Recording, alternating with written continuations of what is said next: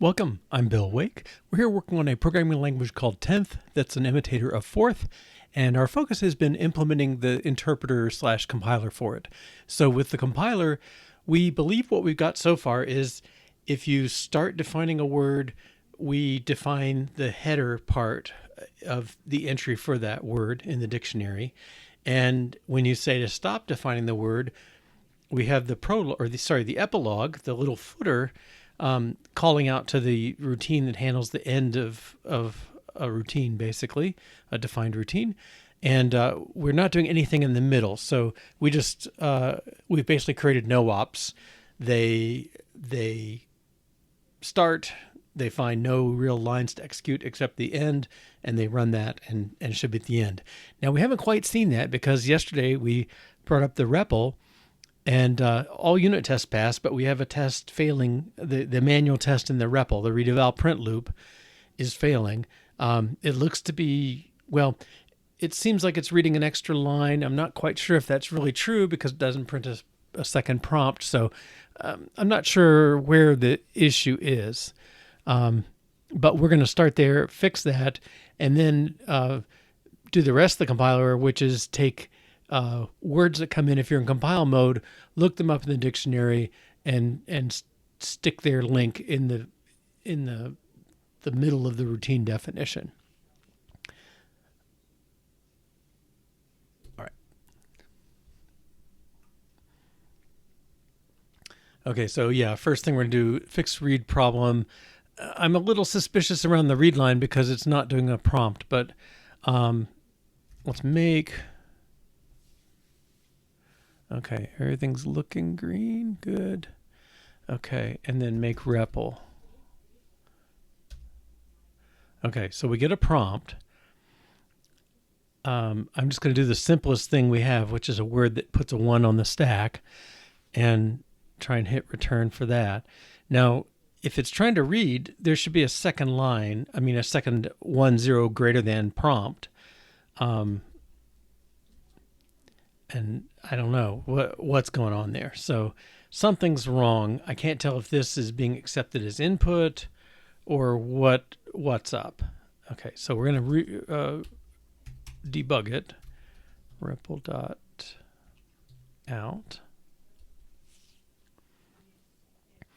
And since I have no idea where the problem is, I'm just going to run.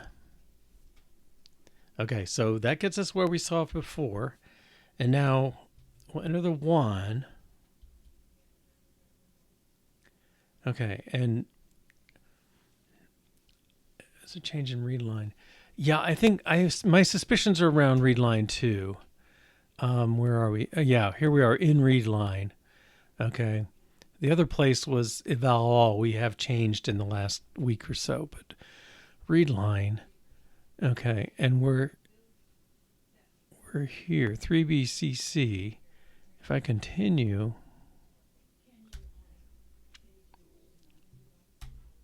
and stop, we're back at 3BCC.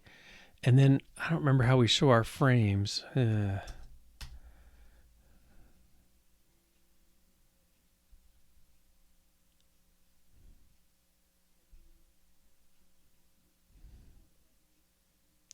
Is it just frame? Frame info. Frame diagnose. Now there's a way to show the whole stack trace. Thread.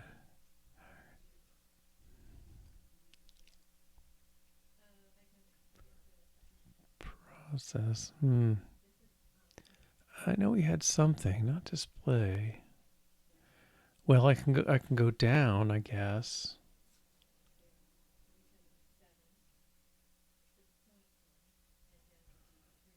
Okay, let's try that. Who called this? Already at the bottom of the stack. Okay. Is it trace?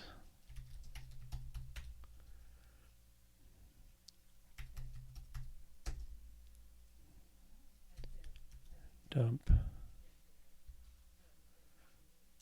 Well, I think I wrote it to a file probably. Oh, well, no, that's save. Maybe there's nothing to show. Schema. Nope. Okay. Well, let's quit here. And I think we'll run with your intuition about readLine being a candidate. Because readLine, we in tests we substitute readLine. So yeah, so let's get to, I guess, REPL is calling read word.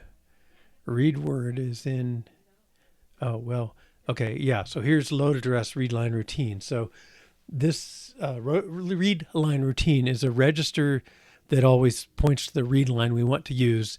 In production, we point to the readLine method. In tests, we point to, well, I know one's called lstub readLine, and there's another one. So, yeah, so I believe this is set up correctly. Let's go to read word. I mean, we were stopped here in readLine, like here, right? Is that accurate? Load our W1 SP offset by 10. Okay, this is ringing a bell.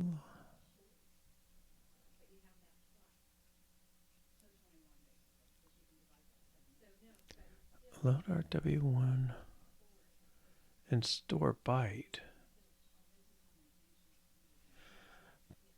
Okay. There's a load byte. That's not it. Contents of all SP offset by 16. STRB WZR. I think that's down here. Right. SPR. Yeah. You know what I think it is? I think this was a mistake. A mistake, I say we, but it really me, you know. The first week when we were doing things, we discovered the calling sequence is if you call another routine, you have to do the equivalent of this to keep track of your register. And I see it's not the Unix read because that's a service call, but this is a downright just call something. readLine didn't used to do that. We reorganized things so that the prompt came with the readLine because they always go together. So things that go together, you kind of put together. They're both IO, so I felt like, well, that's pretty reasonable. But I think we need to just do this. Well, that may not be the only problem, but I think it is a problem. Let's say it that way. And then PROLOG, POSTLOG, EPILOG.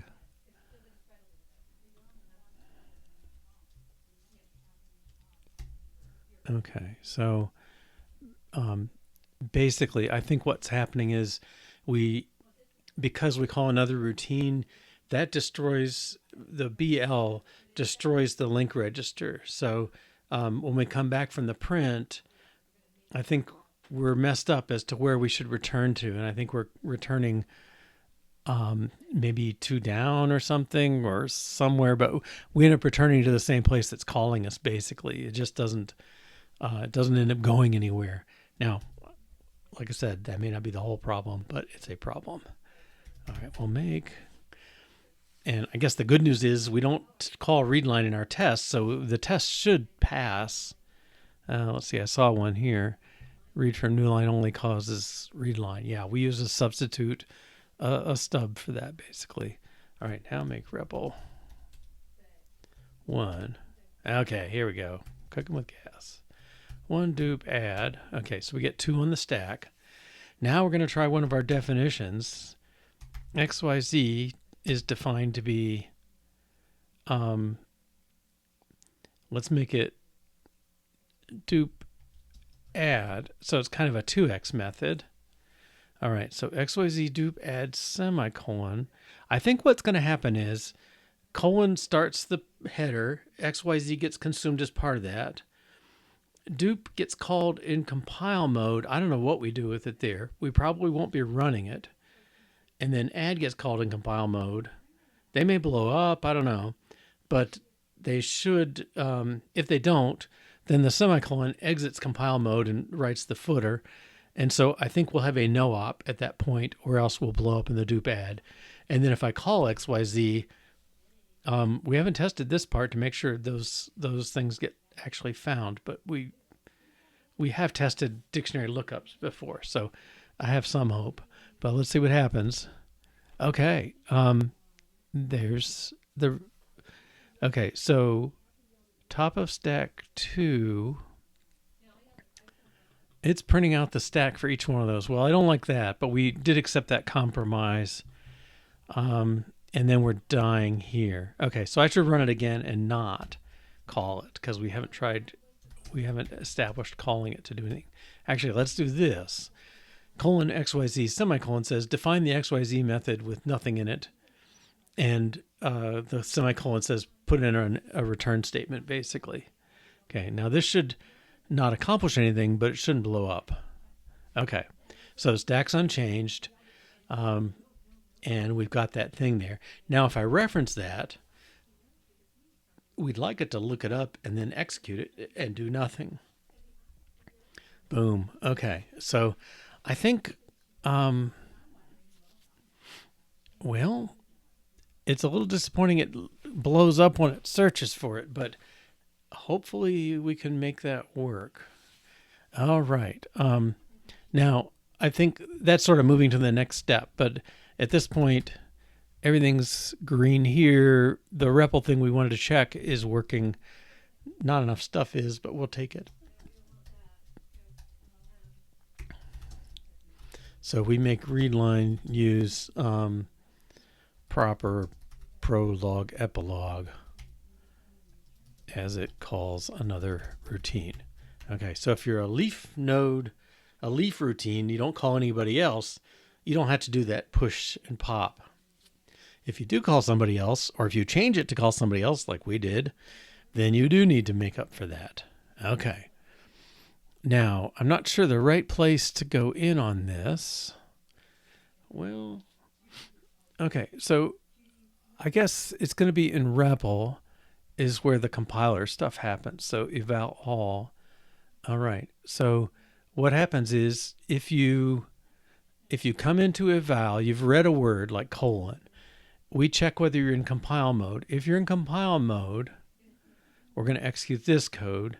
If you're in non-compile mode, which is run mode, we're going to jump down and just evaluate.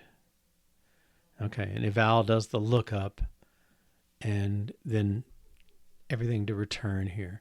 Okay, so in evaluate, if we're in compiler mode, we also check if you're a meta word. So some words always execute even in compile mode, like colon or semicolon. So if you didn't have a way to exit compile mode, right, if all you did was store words and you didn't ever try and run them, you wouldn't ever be able to exit compiler mode. So you've got to have something that knows how to get out of that if you're going to have both modes.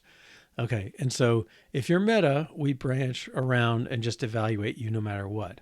So I think, well, my hope is the entry we wrote in the dictionary should be okay. And when you execute XYZ, so I think I want to stop when we execute XYZ. I want to stop here and watch. Well, no, I guess I want to stop here and watch it get evaluated. All right, now eval. Okay. Oh, interesting. Oh, we call is meta if we don't actually look it up directly. Okay. Eval does the dictionary search. If you find it, oh, this is really interesting for us. Do we need a stepping level and direction? Yeah, no, I don't think we do. They have a little bit, right? Because the values they're going to point to is the word address, which is the address of the code to run. So they do have that little bit. But I think our error is going to be in here somewhere. I think it's going to be we find the dictionary search. Either we're not finding it. Well, either way, something should be different. If we if we don't find it, we are supposed to create an error message. Add x0, x0, pound 40. I don't know what that is.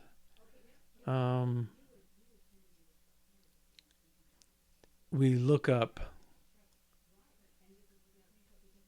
what's effectively an error handling routine. We always put that first in the system dictionary. Now, and 40, we're jumping forward in the block, I guess. Okay, now here, if you find it, you're supposed to run it, load the pointer and run it. In our case, that should be start2d. Okay, so I think we want to break in eval. And actually, if we're doing colon first, I don't think it'll hurt us when we debug. Okay. All right, so let's LLDB REPL.out. And I'm going to set the break on eval, which is only called when we're trying to execute something. I guess colon and semicolon have to do that. So they'll both hit that trigger. All right, and then we're going to run. Okay, allow. I wish I could say keep allowing. And I'm going to do the same thing, colon, XYZ, semicolon. So I should hit eval with colon as my word. And then I should hit eval because, oh no, I shouldn't hit eval. Okay, I think this should just go. Okay, so we'll continue. This time, reg read x0. Okay, mem read minus c100. This. Let's see what we're pointing to in our input buffer. It should be the semicolon, I believe. Yeah, there's semicolon right there at 600E. Okay, so we came in, colon is a meta routine, so we evaluated it. XYZ is not, so colon actually read it and skipped over it. And then the next one we come into is semicolon, which is an eval routine, a meta routine, so it gets evaluated as well. We haven't quite evaluated it, so let's continue.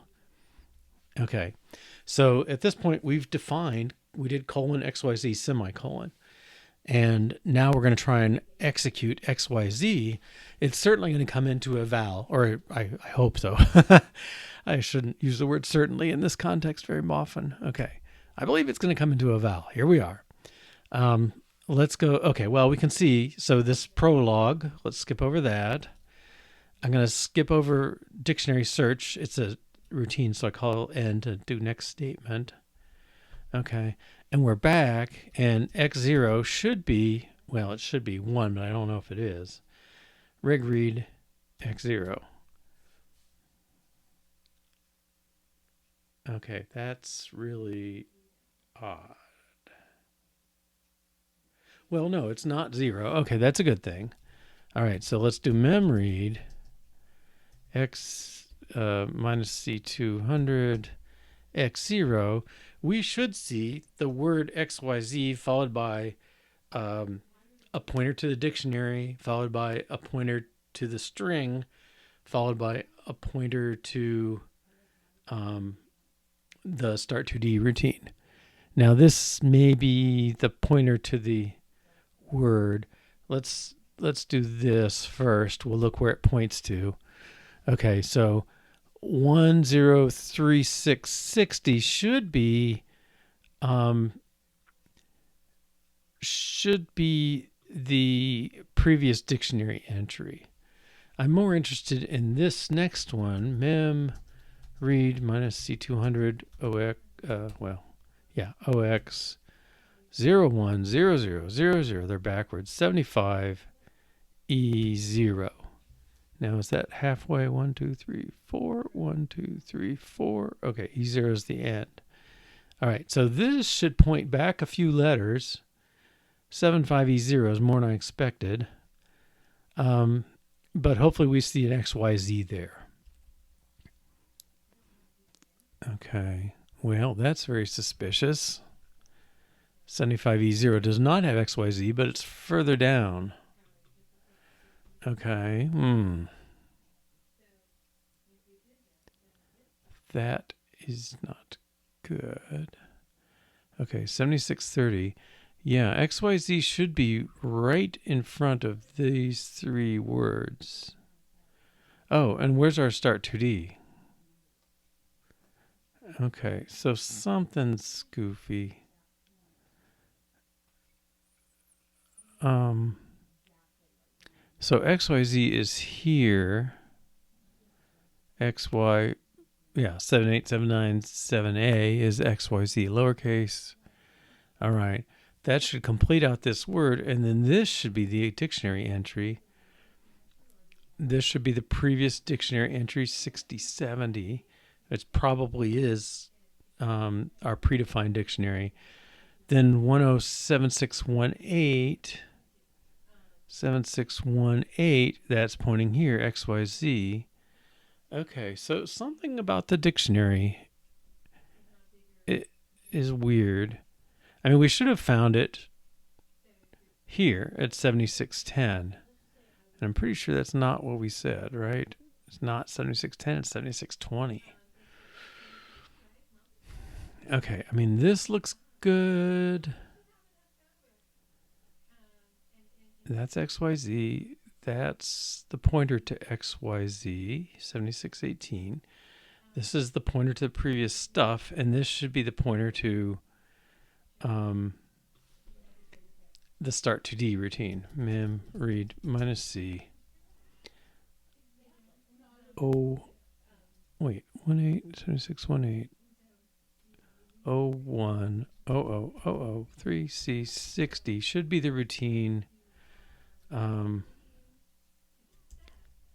for start 2D. C100, OX. Okay. Let's try break set minus B start 2D. Okay, yeah, there it is. 3C60. Okay. So what's going on here? So something is weird to me. Okay, so 17618, and then this is the end, and then 75E0, that should be the word address for N2D. N2D. Well, yeah. Okay, so we got to look at mem read minus C100, and then OX 01000075E0 should be a word that points to 3C7C. Okay, yeah, that's fine. So that's okay.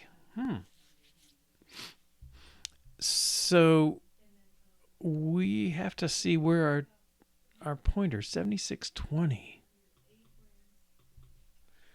Well, maybe the dictionary returns that.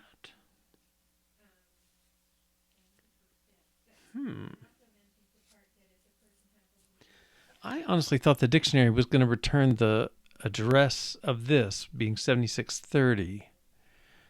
But I may be... Okay, let's see what we got. So dictionary search. I mean, we're actually still stopped up there. Okay, we just stepped over the dictionary search and we looked at X0, 7630. 0136C. Okay, that's the start 2D address. So, okay, so we're pointing at the address. Yeah. Yeah, good question. Let's read X21. I don't know if I remember. 7620. Nah. Let's look it up. My memory is not good enough. Okay, it is X21. Okay, he points at 7620. Let's get back up here. 76. Where's XYZ? Okay, XYZ's here. Then the first word is the back pointer 6070. And then the second word is 1876. So we expect the word pointer to be here. 7620. Is that what it was? Yeah. Okay, so I think that looks okay. All right.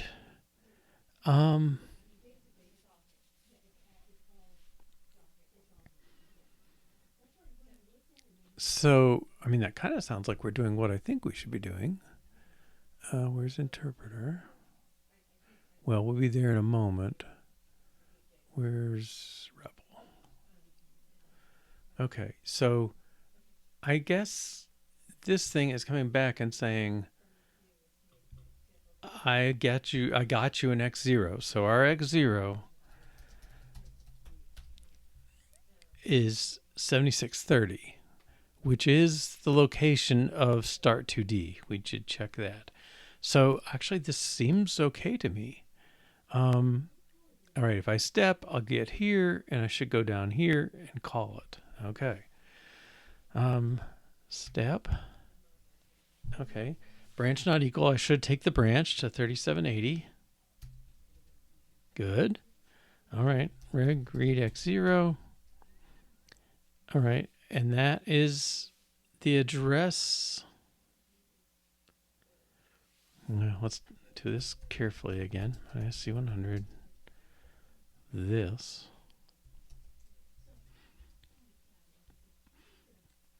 Okay, it's the address of this routine. All right, we step, and x0 should become 3C60. Okay, and then we should do a subroutine call to start 2D. Okay, and I guess we'll step in there because things are looking good so far. This has no return. It relies on N2D, right? X0 is the starting point of the secondary list. Is that true? I don't think it is. Right? Right here, X0.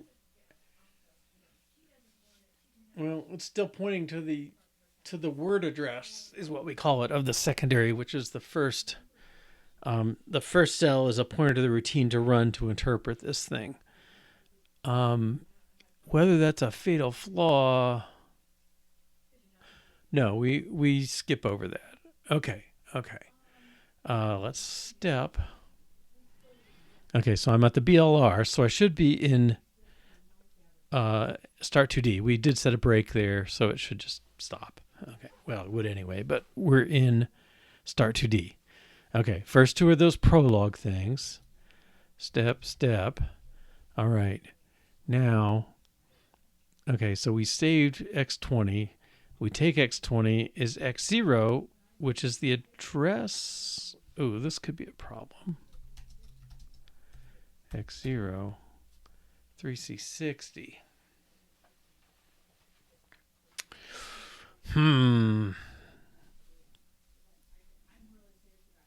We are...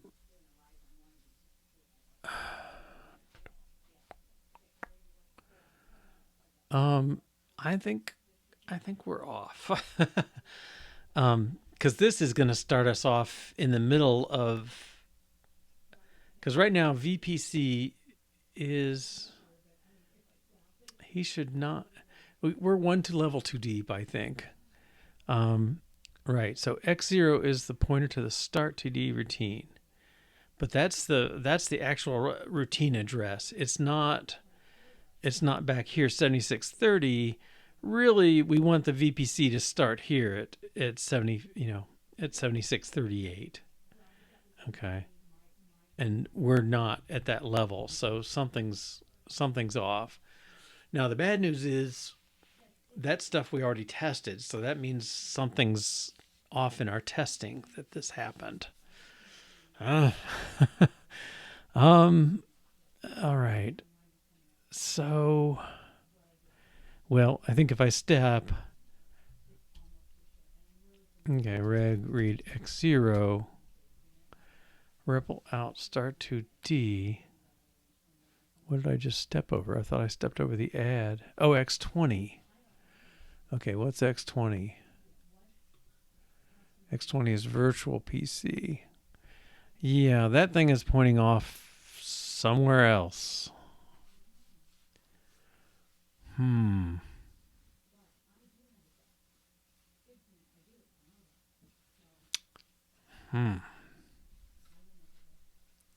Now, this is all supporting recursion, so you got to watch yourself, because if you do anything, you potentially mess up the recursive ones. Okay.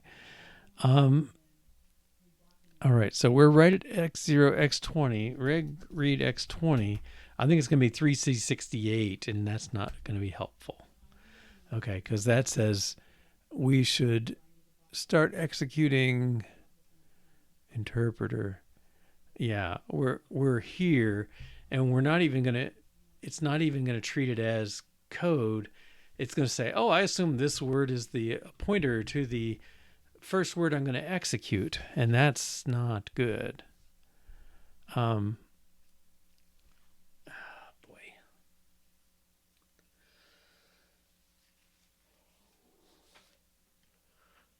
Oh, I can't believe we didn't see this coming. X0 is the starting point of the secondary list.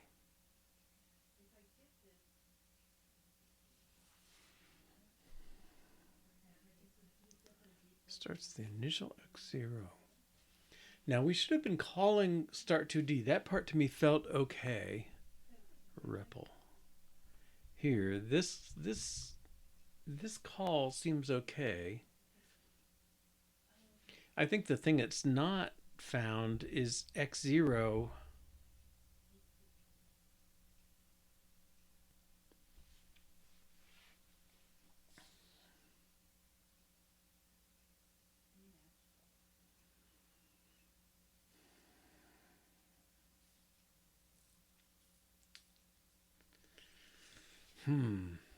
Okay, so I believe what's going on is, let's go back here, 7600. Yeah, this one will do. Okay, so 7610 is our entry in the dictionary. First word is always a pointer back to the previous dictionary entry, which I think is fine. Second word points back, whoops, this is our entry. Previous dictionary entry. Next one is 7618, which is this, our XYZ. That's fine. Third thing is pointer to start 2D. We want to execute this, but what it should be given for X0 is either, well, I think the way it is now, it assumes it gets 7630. Okay. I'm gonna, I don't know. Is X0 too deep? No, I think we've lost the information. So we got back a pointer to the word address, which is start 2D. That's here. X0 at this point comes from the dictionary, gives us that. I think we should do X1 like that. I think we lost X0 the way we're calling this. Now, in a way, it doesn't matter.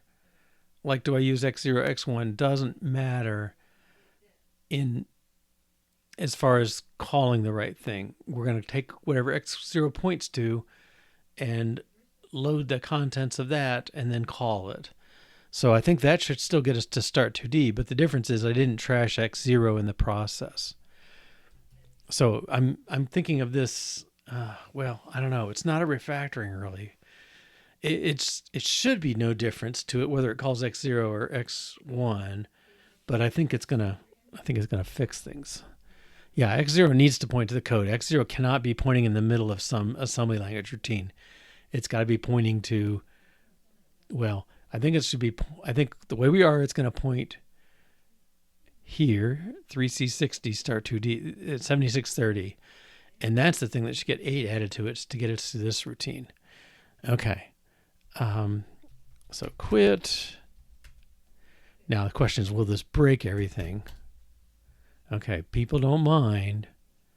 So I guess, I don't know. I'm not sure how that worked before. We may be finding more issues. Okay, so colon XYZ semicolon, fine. XYZ, fine. Okay, so that helps. We got rid of this crash. I don't know how to. Okay, I guess what I want to do. I'm torn because implementing something like if all we did was put a dupe in there, and then we could see, or dupe add, so basically double the number. That would be easier to follow and debug and all that stuff. So finishing our compiler, which we're probably pretty close to, would be good that way. On the other hand, we do have these interpreter tests that we're calling, supposedly we're calling things, and I don't see how they would work if they were given a pointer to the wrong thing. So I'm a little skeptical about them now, that we've made some mess up in our tests. And maybe that we, had to, something we did in the process maybe made it less relevant.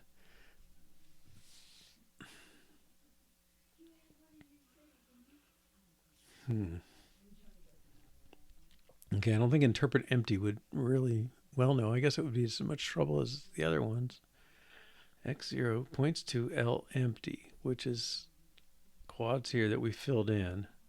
Start 2D, end 2D. Okay. Load address. Now something's a little funny, because our start 2D, I don't know. I guess these things are all basically calling primitives until we get down here. Secondary calls a secondary. Push and end 2D.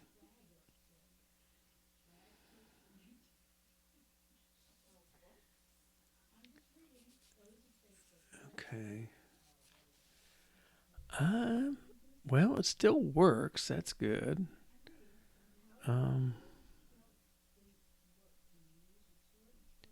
Okay, secondary start. Let's go look at that.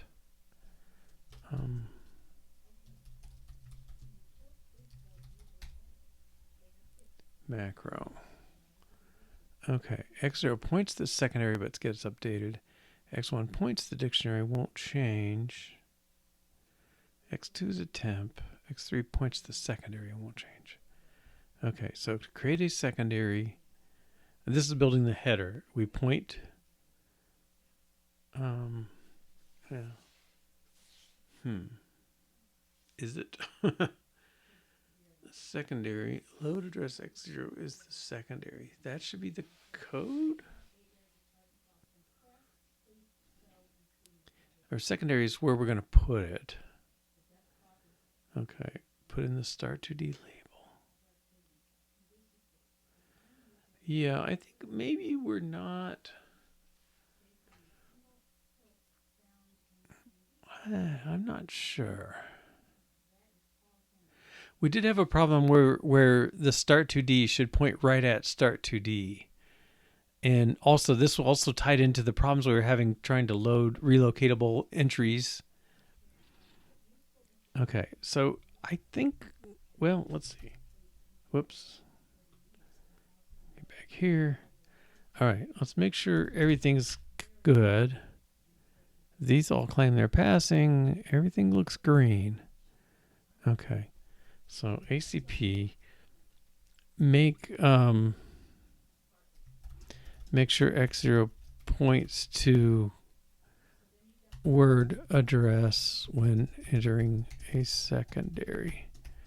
Okay, but that change is not directly tested.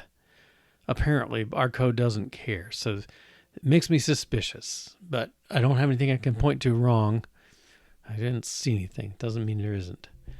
Okay, so I think what we'll do. Okay, fix REPL problem. We did that.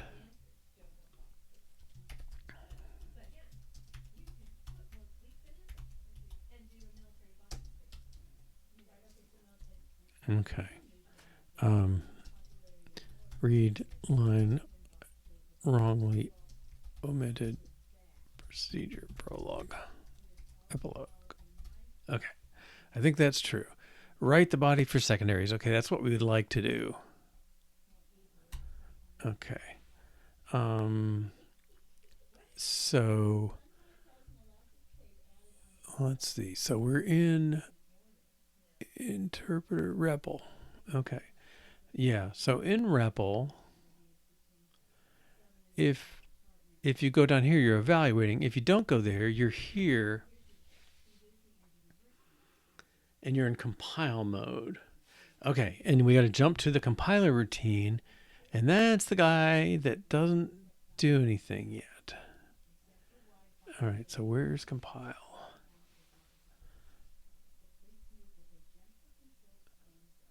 Okay. Compiler.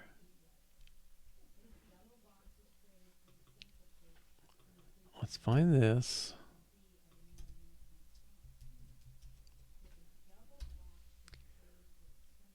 Compiler routine is X23. Now, wait a minute. Somebody should... Oh. Wait, load address compile. Okay, that's it. That's the one I'm looking for. All right, so compile, is that in here?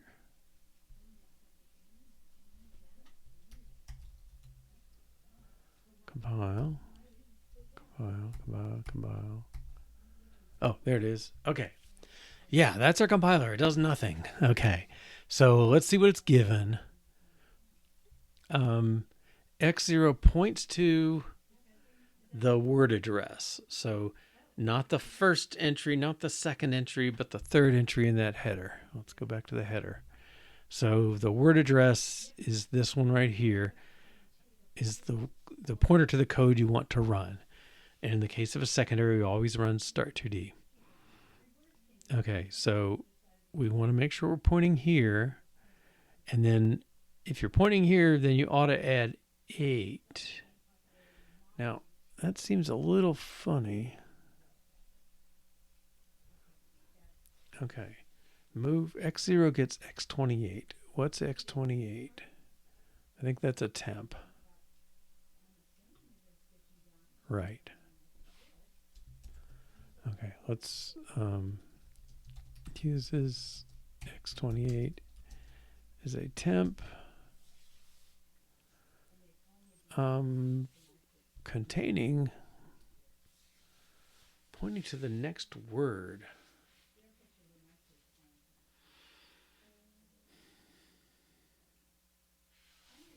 Oh, okay. Pointing to the current word.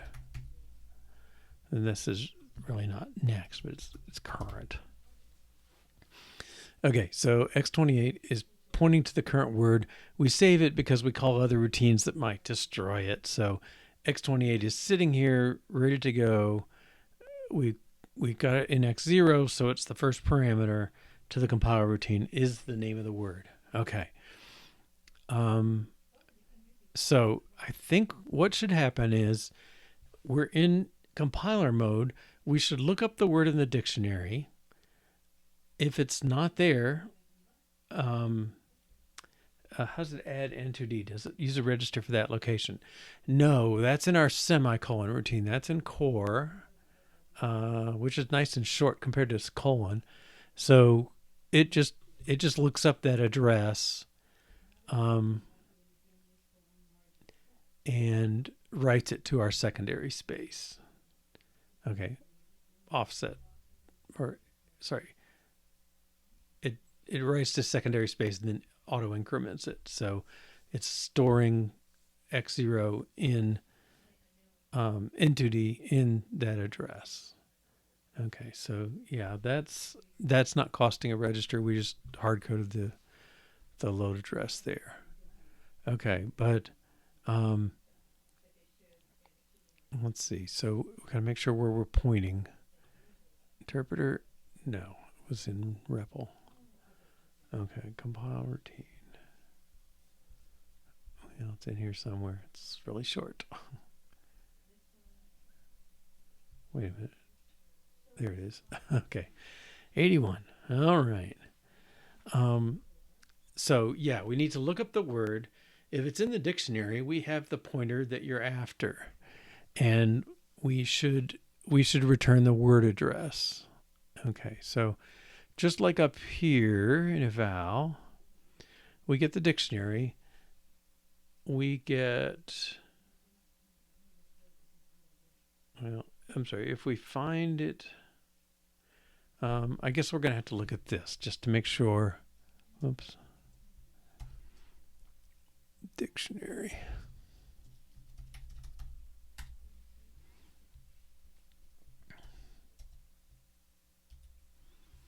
Okay, input x0, output is 0 or the word address. Okay, so it's giving us exactly what we want. Where it points to is the third word of that header, the address of this code. Okay, and in our case, we're filling it in. Oh, now is that right? Actually, we don't even need to be that fancy. We know where secondary space is. Yeah, you're right. Use secondary space to store the addresses and update secondary space. Yeah, so we should just look up that name. It should come back defined, and then we just write this to secondary space and go on our way. If it doesn't come back defined, then we've referenced an undefined word, and that's not good. So I see two tests. Then one is to make sure that that word got written, and then the other is to make sure that if it's not found, then we do something. I'm not sure what we should do, but something should happen. I think we'll probably print out some sort of error message and then not update. There's nothing to write to the list of addresses in secondary space. Okay, and what did we say? Yeah, add secondary. Yeah, write the word to the free space. Okay. Alrighty, so let's get a test set up. This dictionary is good. We are testing. Well, I guess we want to test compile. Okay, compile's job. Look it up in the dictionary. If it's there, write the word to secondary space. Okay, so REPL tests.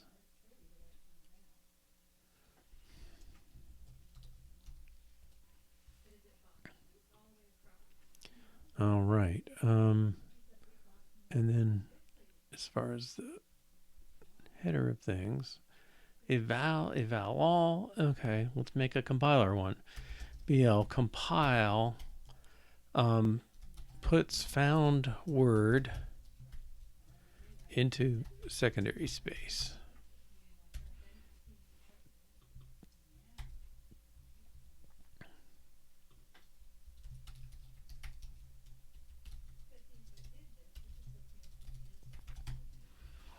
All right.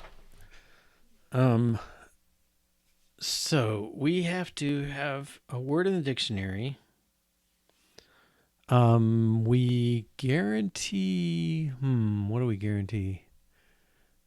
I guess we guarantee nothing. All right, but this is what we do in tests.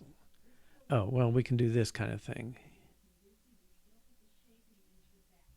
I guess we don't care about that, but this stuff we kind of care about.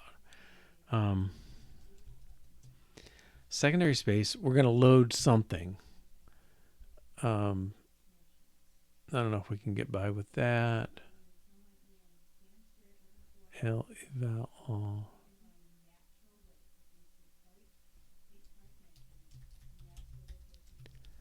Oh.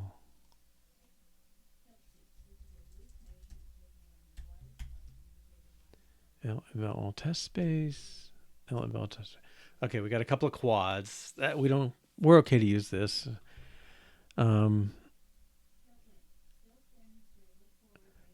Okay, so we put a dictionary, and let's not put semicolon. Let's put one, and then I don't know what we called it, but probably _1. No, 1.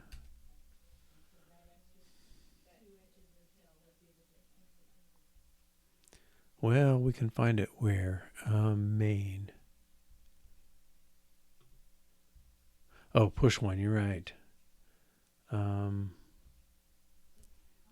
That guy. Okay. Dictator 1. All right. Is push 1. Is not meta. I think we do it like that. But let's go find dictionary header and make sure.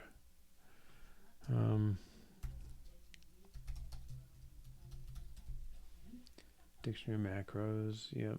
Is meta equals regular. Okay, so it defaults to regular. Okay, well that's in our dictionary. And then leval test space is there. So if you say, well, we need a, well, maybe we should make our own data. Okay, dot data, p2 align 3, dot text, dot align 2. Okay. Let's make L compile test space is fill 10 words of 8 bytes each with zeros.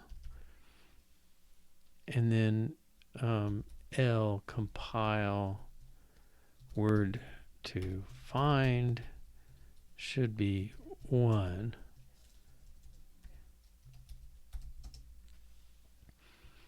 Okay, and this can go here.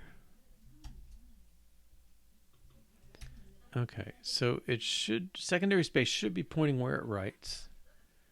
Anna James Art, welcome. Okay, so we're working on an assembly language program that's an interpreter for a programming language that's kind of like Forth with single words that operate on the stack. And we're trying to get the last bit of the compiler in that when a routine references a word in compile mode, it should look up that word in the dictionary and then copy the address it gets back into the space where we're creating the new compiler word. Okay, so we set up that space here. We create the dictionary.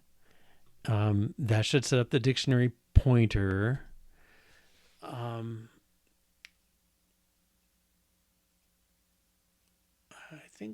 I don't think we need to do more than that. So, all right, so this is our arranging.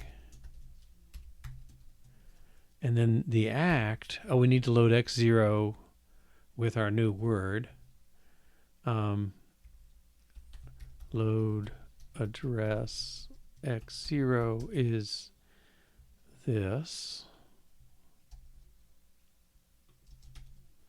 Okay. And then we should be good to compile. BL compile. And then some assertions. Okay. So push 1. Oh, is this right? I guess I was creating a dictionary thing. Huh. Yeah, I'm a programmer.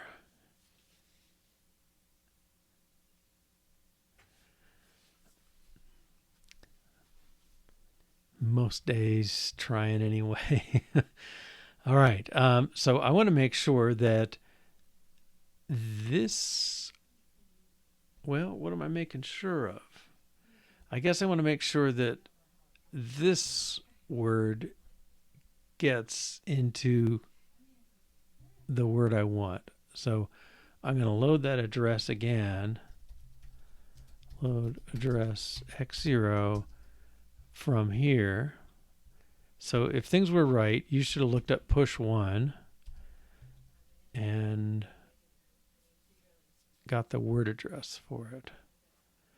Okay, load address X0, and then I'm going to load X0 gets the contents of that. So I'm going to look inside, make sure the contents should be equal to, well, that's hard to say. Push 1, we're going to have to look at what this does again.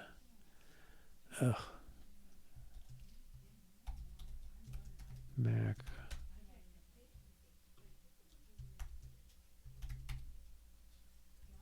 dictionary macros. Okay, so the dictionary header. I mean, really, we want to get back whatever this thing created for it. And I guess we can't tell. The only way to get it is out of the dictionary. Okay. I kind of hate to do it. All right. The test. Okay, I guess I'm going to look it up in the dictionary. So this, we got to move x0. Oh, I guess I'm going to load address. It's really this. I kind of hate to duplicate. We're doing this, and then BL dictionary search, right? I don't have dictionary open. That's weird. Dictionary search, x0 comes in, word address comes out, and that should be an x0 equals. Okay. REPL tests, dictionary search. Okay, that should be the word address of what comes out. Let's move that to x1. x1 equals x0. And now I've got the x0 is the location where it should have written, and then its contents, and then the contents should match whatever dictionary search gives you. So we should be able to assert equal here. And I think that's it. Okay. Yeah, so yeah, design patterns. Yeah, there's not much we're using that's really a design pattern per se. I mean, the whole thing, we're taking this this approach is called interpreted code or a threaded interpreter. Let me show you the picture because it's a pattern. I mean, this has been around for at least since 1970 or so, probably 67, maybe earlier. I've got, oh, I know it's in a separate file. Is it in that one? No. This is my pictures so far. I don't know if it's fully baked for anybody, but it's what I got. Open with external editor. Okay, so the core of this is this. So you basically have primitives written in assembly language, and that's the primaries, and they're set up just as this sort of weird pointer situation. They point to their code. So this cell here is called the word address. It points to the code, and when the dictionary looks something up, it returns a pointer to this cell that contains that. And then over here, secondaries, fourth is simple language. It's just words. So you basically have the same thing. You have an address to a pointer to code, which is always start2d, and then addresses of pointers to these. So you look up the word in the dictionary, you get this pointer back, and you put that in here, and then you keep doing that, and at the end you have an end one. Well, start2d says, I'm going to walk through this list. Each one of these is a pointer to an address of code, so it's a pointer to a pointer. I'm going to do a double D reference and get to the code itself and then execute that. And I would call that a more of a data structure than a design pattern, but it's sort of the pervasive thing that everything we're doing revolves around. Other patterns, I don't know if you would say there was anything we're really using. I mean, in the end, this sort of forms a composite structure because it's like your top level secondary points to secondaries or primaries, and each of the other secondaries points to secondaries or primaries. And so the structure is the shape of a composite, but I wouldn't say we're doing it in this sort of OO composite approach. Our iteration is very simple. It's just walking through a list. So I don't think I'd call it any iterator kind of thing or anything like that. So yeah, this is a little low level for that. All right. So where did I just leave off? I think my test should be okay. All right. I think that's the assertions we want. So yeah, so we're doing the TDD. I'm setting up the secondary spaces where we're going to create these secondaries. I'm setting up a dictionary that says where are the ones we've already defined. And then I'm starting off saying we're going to work with the word one. And so I'm going to invent a program that's compiling something that calls one, which is, it's treated as a dictionary word because one occurs in every base. So it's kind of useful that way. And then we compile that, and it should just show up in the place we compile to. The contents of it should be what we find in the dictionary. I don't know if the X0 compile space. Yeah, I don't think that's. I think we got to look in the contents. Okay, so I put this in REPL test. So if I build, we should get a failing test. Because right now, ret just returns. Okay. REPL tests doesn't depend on something. Or it's maybe not defined globally. Okay, REPL. I think compile is in here somewhere. Oh, it's not declared global though, for sure. Yeah, okay, we just have to declare it.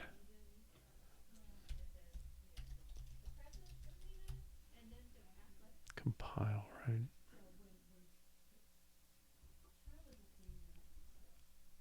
Yeah, okay.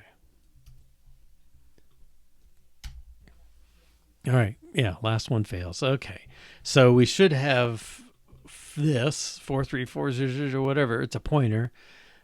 We actually have a 0 because we didn't do anything. Can you follow me? Yeah, I don't think there should be any problem with that. And you come back next month, we might be programming in Swift instead of assembly language, if that's any better for you. Oh, okay. You're not a programmer at all. Well, you're welcome to follow, but most of what I do is programming, so not sure you'll want to come back. Okay. So compile here is doing nothing. Well, let's change that. So secondary space is a defined name. Core defines x25. Okay, x25 and REPL. So we want to, well, we have to look up something in the dictionary. So x0 points to a string. So let's document that. Put name, word address for a name into the secondary, into the currently building secondary. X0 is pointer to string name. Okay, so if we have that, we do dictionary search. X0 is our result. Compare X0 to 0. And if it's equal, we're going to go somewhere else. Let's call it exiting. Exiting compile.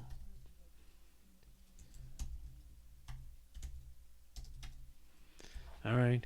And if it's not equal to 0, then that's the good news. We found it. Okay.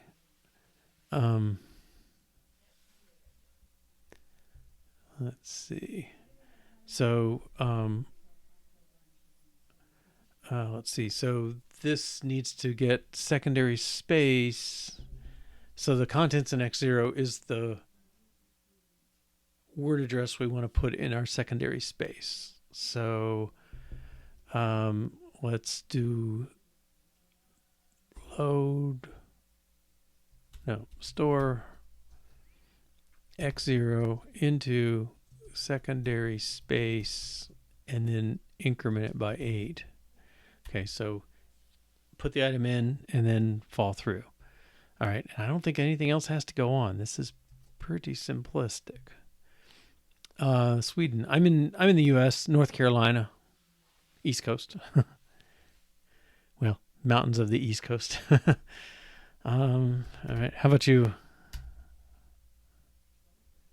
Boom. Okay. Well, our test failed, so it's more likely to be in our compiled code. Oh, did I set up secondary space? Let's make sure about that. I did. L compile test space. Oh, that's data. L compile test space. Okay, well, let's run REPL tests.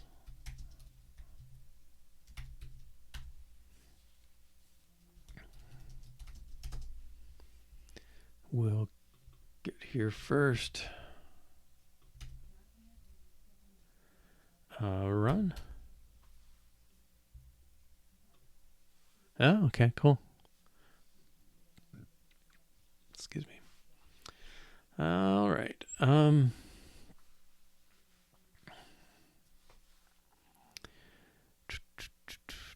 So we're in secondary space now. Let's break on compile.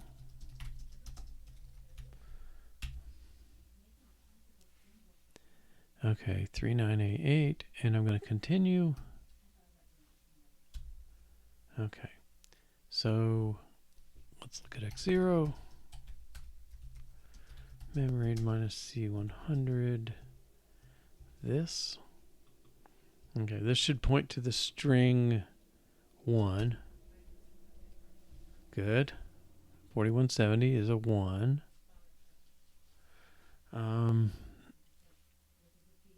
31. Oh, wait a minute. 4170. 3100. Okay, so yeah, number 1.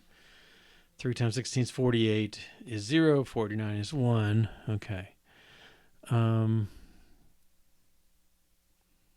Let's see. So, I mean, that's the input string we expect. Let's look at x25. Was it 4120? Yeah, x25. Let's read that memory.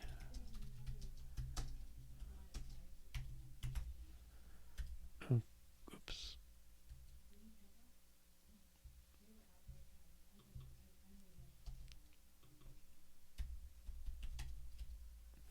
Okay, so there's 4120. That's my fills. You can see there at the end, still there. Okay, so free space, that seems like the right place. All right, and we're looking at dictionary search, so I'm going to do a next over that. And read x0, 4170. Now that seems wrong. Okay.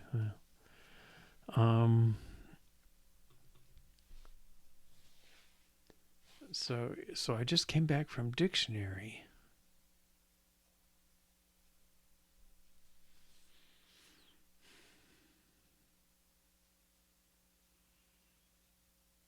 And dictionary should... Well, maybe my dictionary setup is not right. How long have we been working? I think this is episode 26. So multiply that by 2.5 hours, and yeah. Let's see. I can tell you from this. Nope, not that one. This one. February 2nd, and I had a week off in there, and I'm not sure, maybe another day or so. But yeah, so we do 10 hours a week. So we've been at it kind of a couple of weeks real time, maybe not quite. Okay. Well, all right. So we're back from the dictionary,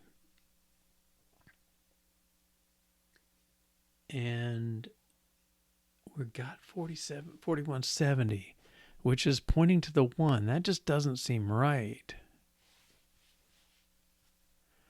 But it should have been 0 if it didn't find it. So what's going on? Now here's this again. I'll bet the alignment is off somewhere. Let's go back here. Let's make this P2 align 3. I don't know how much I should do it before or after, but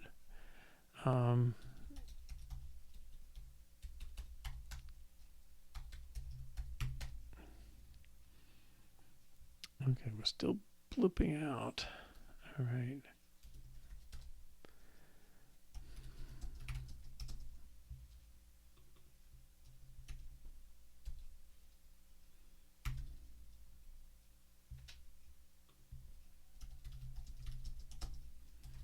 And compile. Yeah, dictionary search should return. It should return a pointer to the word address of 1 in our case. So it 1 is a primary, so it's going to be the push 1 code. So it should point to the cell containing push 1. What seems to be happening, I mean, it looked like it was just leaving the pointer x0 untouched. So I don't know if what I've done there. All right, so we stopped in compile in the test. I'm going to continue from here to the compile. All right, so if we reg read x0, 4170, let's do mem read minus c100. This, and I think we'll just do 4100. Okay, so 4120 is the start of our space, our secondary space. So this cell should get filled in. And I don't go enough. Let's do 4200. I gotta make sure I cover 4170. Okay. 4170 should point, yeah, this is better. This points to the word 1. I think our word was off base or something.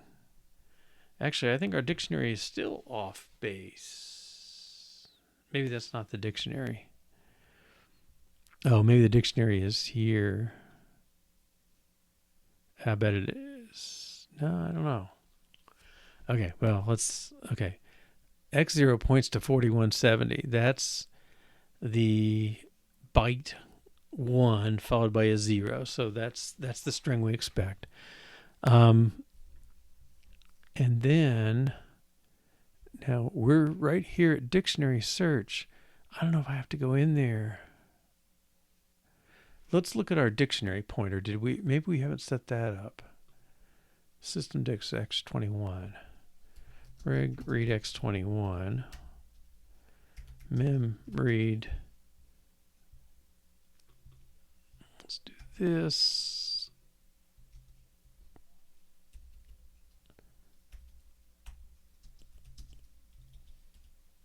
$61.10. Well, that was back here. Okay. So this is F860. Should be a pointer to somewhere. 4178 points here. And then 3D48. I don't know where that is. Yeah, something's a little funny. Well, we've got a lot of zeros there, so something's grabbing some space, and this got stuck after it. But if 6110 is the dictionary pointer, then the thing it points to, 605F8, should be a dictionary entry or all zeros, which that seems to be what it is, because we did stick that at the beginning of the dictionary. But okay, so if F8 is here, then these three words are the zero entry, and then 60F8 is the first entry. So this should be the entry for 1. Okay, and I think that's okay, because the first word points back here, a few bytes back. 4178 points up here. 7, 8 is the string. Oh, but this thing, these graders. Well, that's the string wherever it got it, and then 3D48 should be the code for push 1. So let's see if that is true. Set minus b push 1 3D48. Okay, gosh, it looks, yeah, I think it's just reserve space. Yeah, I think somewhere we did something that puts more reserve space. And really, I mean, like I have this post-it. It's been sitting here for a month. mmap with map anonymous. You know, just like in C, you would do malloc. Malloc is written using mmap. So there is a facility to go grab a bunch of space from the operating system, but we have not done that. We've just allocated it statically. But at any rate, the dictionary pointing here, this looks like a proper entry for the 1 and the push 1 and the back pointer.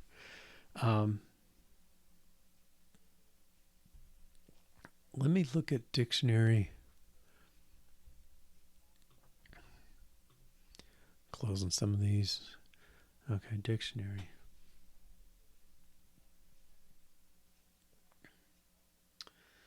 I mean, I would expect 1 to be, well, let's say what the pointer should be. So if it finds this, it should point to 6120 because that's the word address of push 1. Okay, so if I do a next, okay, read. Oh, I'm in search dictionary search. Instruction step over. Oh, I did an N. I thought I would have stepped out of that thing. I don't know what happens here. N. Well, I'm in dictionary land.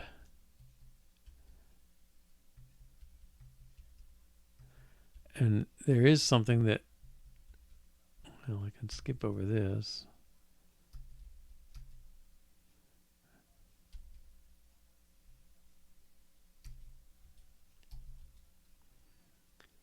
S. Now I've returned from dictionary search.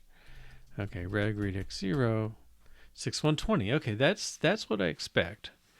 Yeah, so I think 6110 is the pointer to the string, and 6120 is the pointer to the word address. That's where I expect to be. Now, what's going on in our code? Okay, we're in REPL.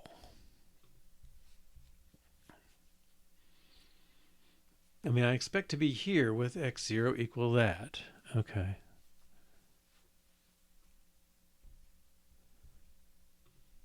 All right. I'm back with x0. So if I step the comparison, it should fail to jump and be at the 39B4.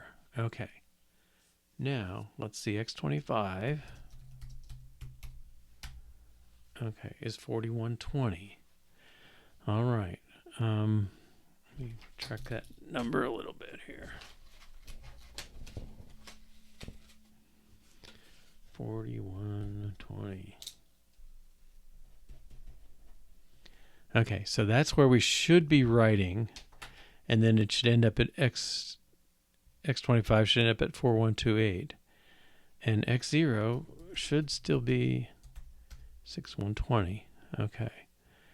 All right. So if I'll step twice, step.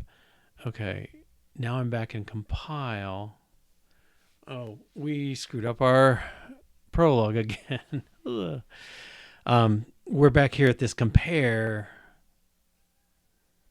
That's the line in front of this.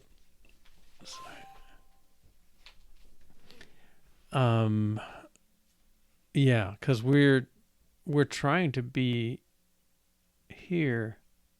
Yeah, we left out the PROLOG again. Man, that's a bad habit. Okay. Well. Okay, I can tell I've burned myself by this 18 times now. We probably should just make a PROLOG and EPILOG methods. It's just too critical to omit. Okay. So save, quit this, yes, make. All right. Oh, to make that mistake twice in a day, I'm sorry. Alrighty. So I think that's doing the right thing. So I may be optimistic. I know I am, but if I REPL.out, well, no, let's just make REPL. Okay, I do colon XYZ semicolon.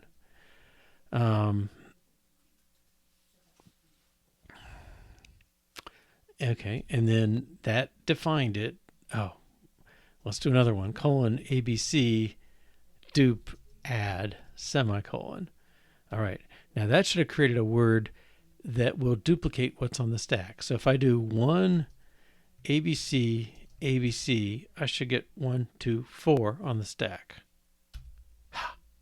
Okay, our first real secondary. Gosh, I'm really not in the market for art for streamers and gamers. We get about a couple guys a week that want to share this, and I'm not in a position to take advantage of it. So sorry. I'm not sure who would be, because I'm not that connected to the other streamers. Most of the ones I know are programming and aren't really going to make much use of it. All right. Anyway, so I think it looks to me like our word did its job. So you said duplicate add. So should be 1 dupe add gives you 2. Dupe add gives you 2 plus 2 is 4. And this thing is going. So this is really good news. Right body for secondaries. Okay, we've done that. Okay, and this is compiler / REPL, maybe put them both under the same boat. Dictionary search. Okay, the thing we haven't done is compile should report undefined words. Okay, so in the REPL here, compile, we took the case where the word was not found and we just exited, so we ignore it. Yeah, do I have Discord or Instagram? No, I don't really use either one, so sorry. All right. So I think what needs to happen is we need to, instead of just exiting, we want to print a message of some sort or do something when we get a failure. I think just printing word not found, or * word not found : and then the word would probably be sufficient. Yeah, that's a little more work, but I think that would be helpful enough. And then you wouldn't have the obvious mistakes of what happens. Okay, so pointer to string name comes in. I guess that's input.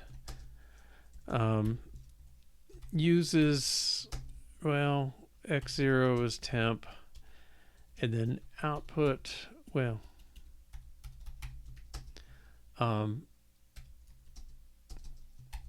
if word is found, it's added to current secondary.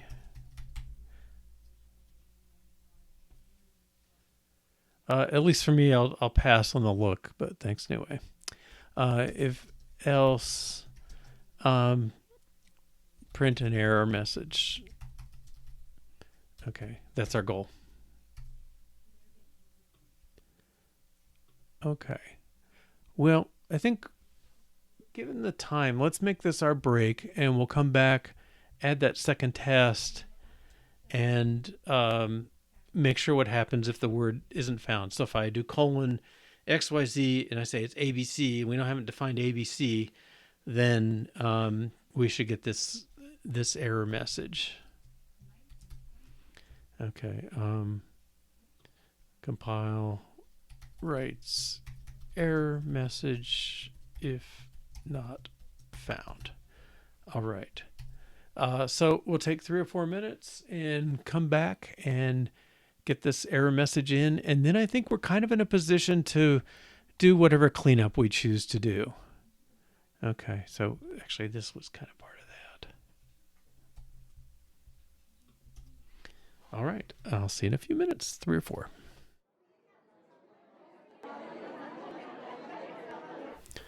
All right, welcome back.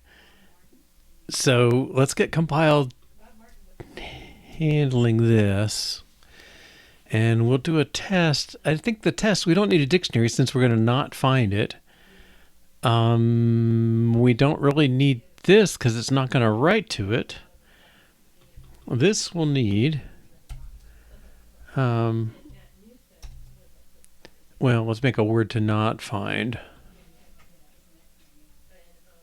Yeah, I guess I could do that right here. Dot ASCII Z L compile word to not find. Let's try that in the other order.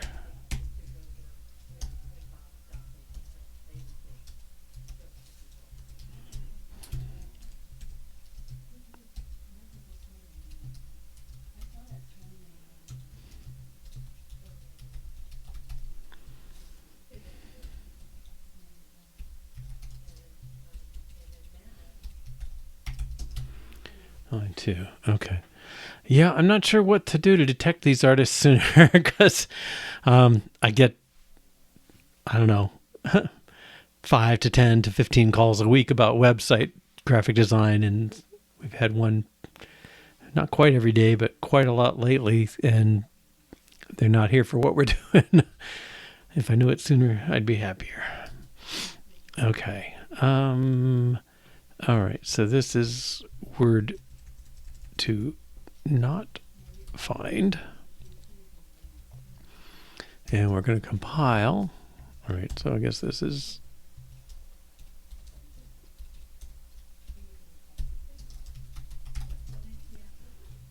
arrange, act, and then I'm not sure what to assert here.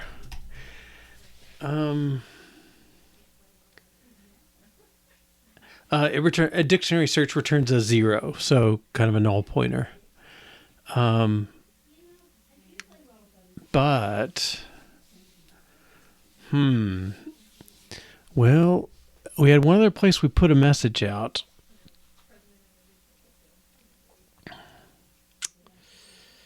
Trying to remember what that is. Was it in our input? I thought we had a little a pointer to one of those things. Compile routine, readLine routine. I don't know. I don't want to make a pointer for everything, but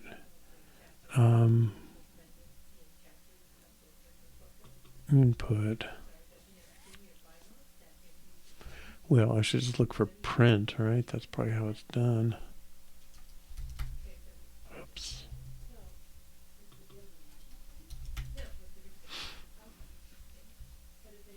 AS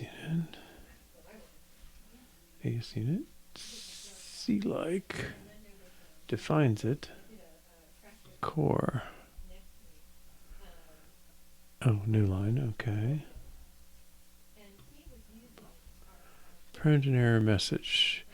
Yeah, didn't we do something? Oops, not there. Oh, there's our loop.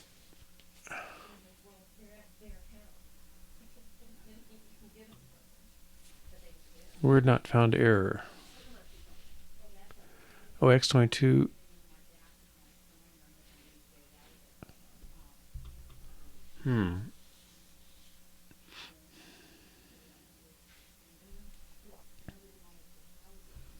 Who's calling this?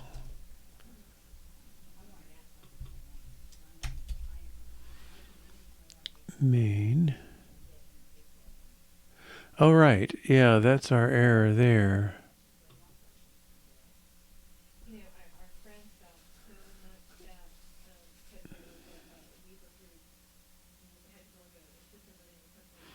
Well, I think I don't think it's bad that we're just testing a word that's not in the dictionary, but the problem is what's the assertion, right? Because we're not really calling.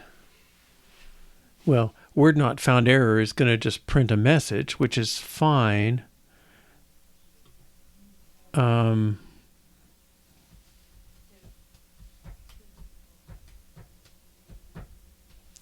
Where is this called? REPL. Dictionary header.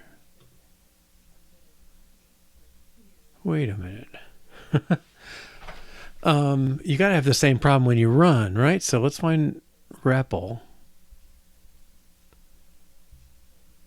Global. Print. And then the defined word. We don't call this anymore.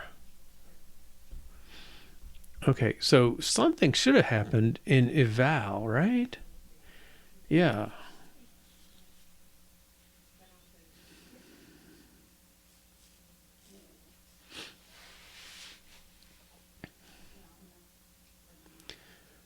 If there's nothing in the list, you don't know anything was executed. Yeah.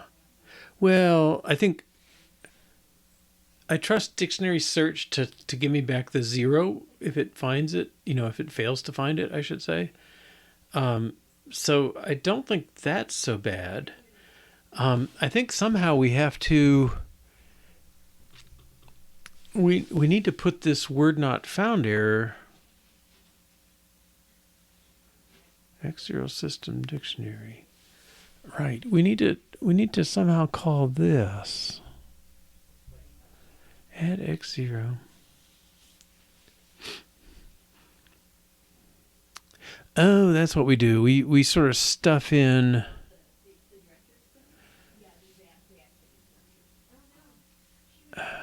Yeah. So the third. Sorry, the fourth word down in the system dictionary is this routine. Okay. So we can insert our own routine there, I think.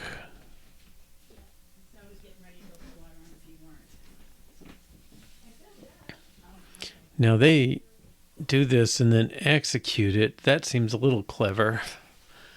But this is eval. Okay. Yeah, so okay, let's make REPL. If I just say ABC, which is never in there, I guess it doesn't matter what I call it, I should get a word not found error. Okay, word not found. It should have printed out ABC, I think. Would be nice. Okay.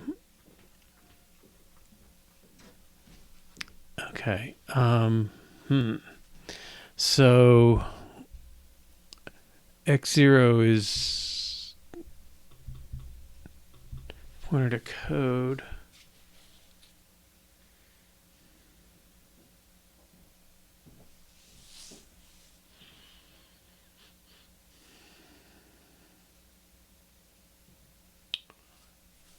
Okay. So this, I mean, in a way, this is too clever, I guess. We're going to move this dictionary search up too. So in a way, it's getting in the way of what we're doing, but it doesn't matter if you're in run mode or eval mode. If we call a method that you never heard of, then we should print a message. Now, I think we should just call a routine and then skip over the execution part. That's sort of like a top level thing,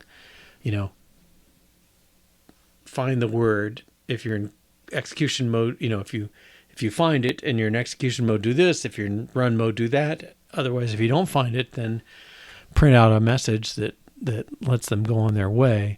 But I think this gives us the address of the thing to do. All right, so all right, I'm gonna pull together a test and then we'll see if we hate it.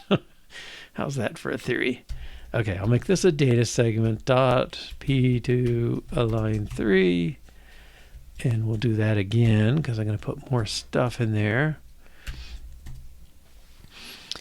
All right, so what I need to do is put a L capture compile message, and that's fill, let's say 20 bytes of 0. Okay, so the 0 will be there first, and then the part of the arrange is we got to take over the error message routine.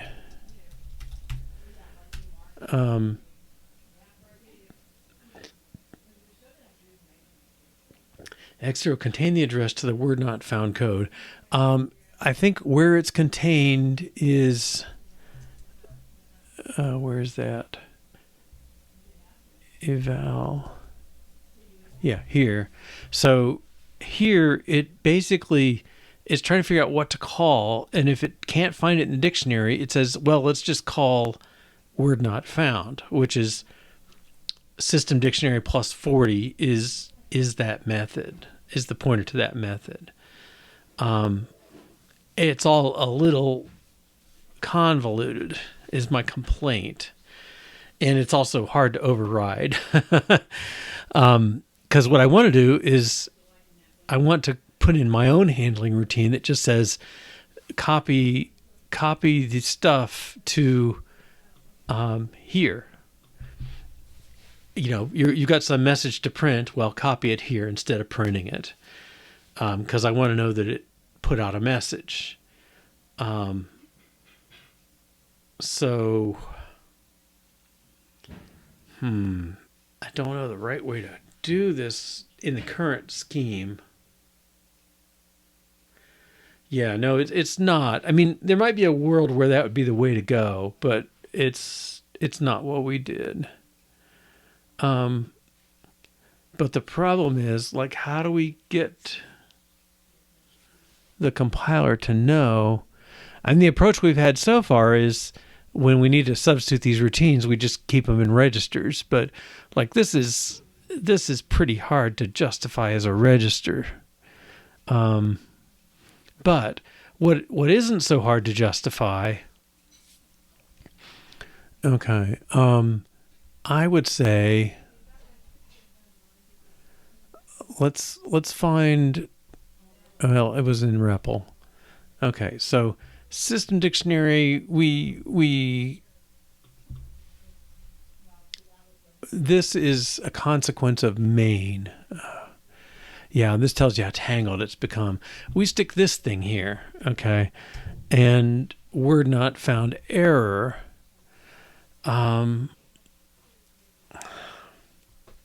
Let's go find this guy.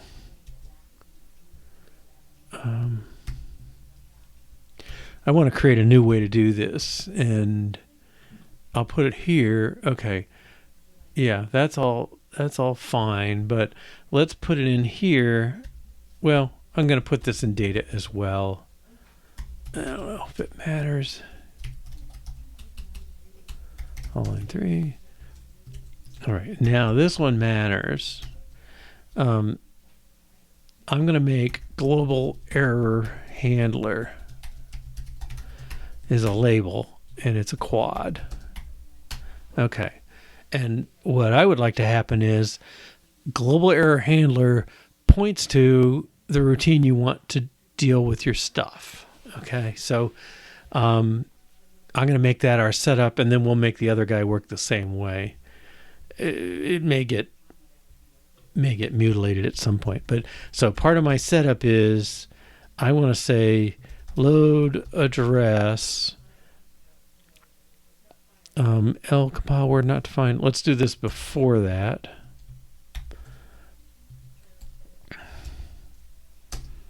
X0 is global error handler. Okay, clearly I need to make that global.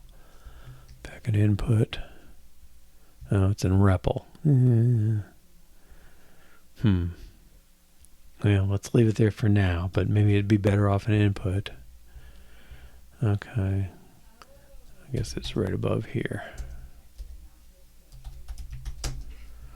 Okay, so I have that word in my test. I'm gonna load address x1 is local error handler. Okay, and I'm going to store x1 into x0. Okay, so that's part of your job. Okay, and then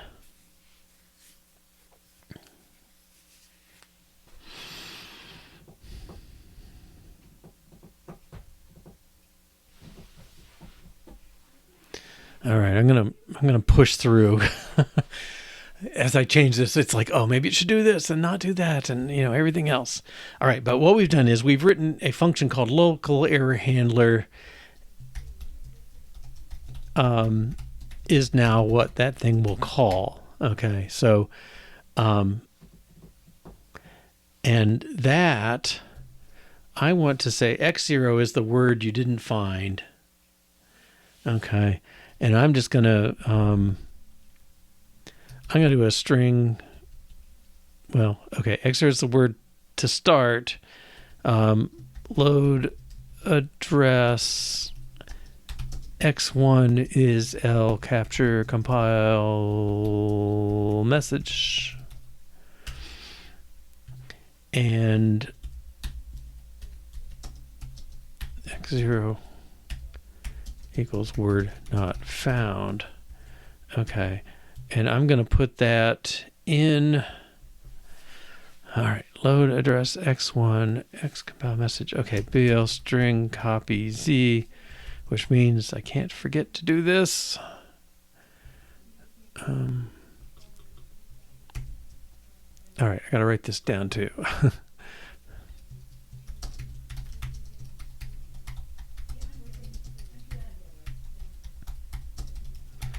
Okay. Go back, that, and then at the bottom,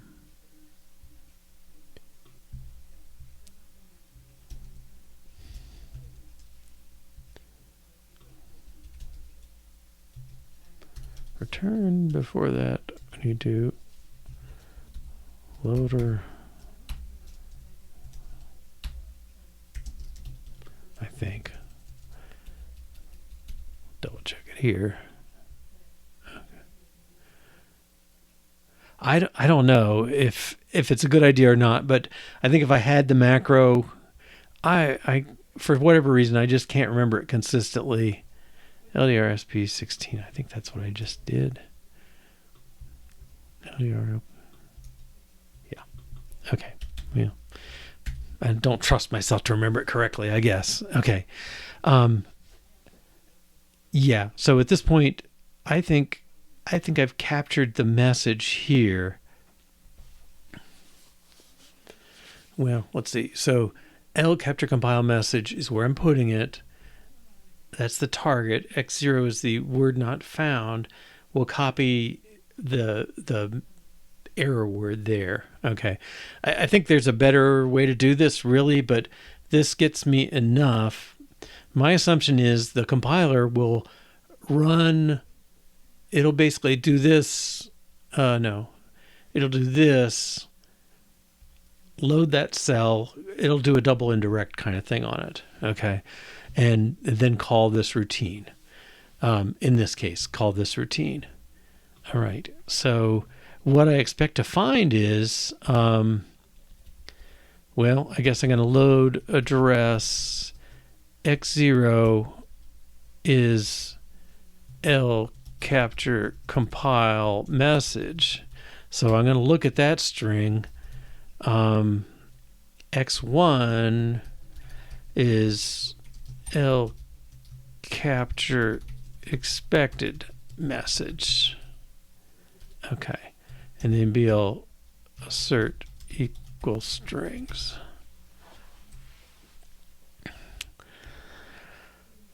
And we have defined this. Okay. So L capture expected message. All right. It's going to be the same thing. Maybe I should just use that then. Okay.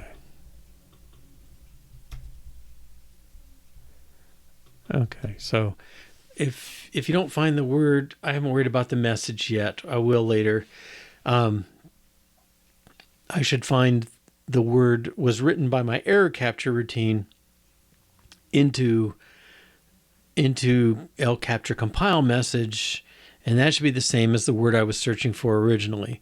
I really want to say ** word not found : this word followed by new line, but I'm just going to get this in place first because this has already taken 10, 20 minutes, 15 minutes.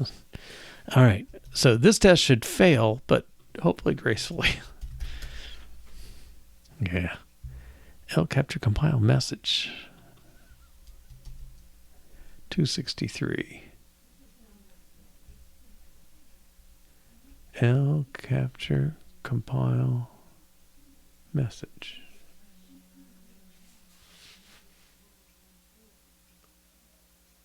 _capture_compile_message. That's weird. A somewhere local symbol. Did I do load address? Yeah. Capture. I mean, that's this. I don't think I changed anything there. What? REPL tests. Capture message not defined.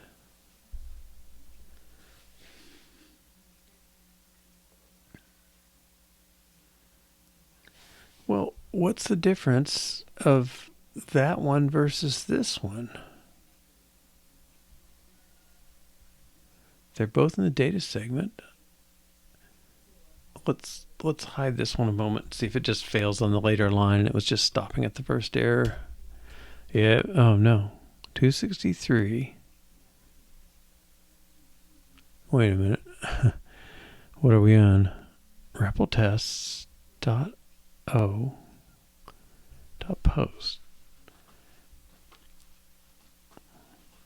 Well, let's more REPL tests .o.post.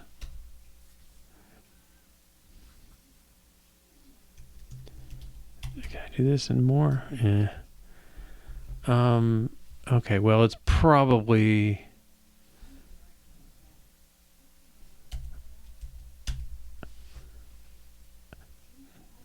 capture compile message not defined.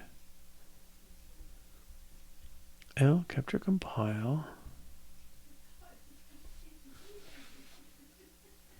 Oh, did I not do that? Oh, darn it. Thank you. Oops. Do that this order.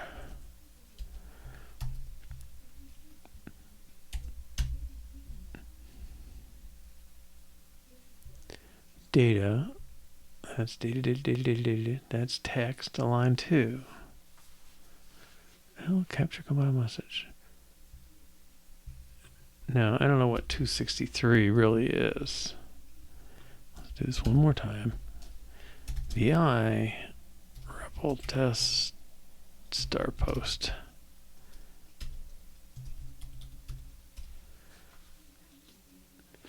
Test end.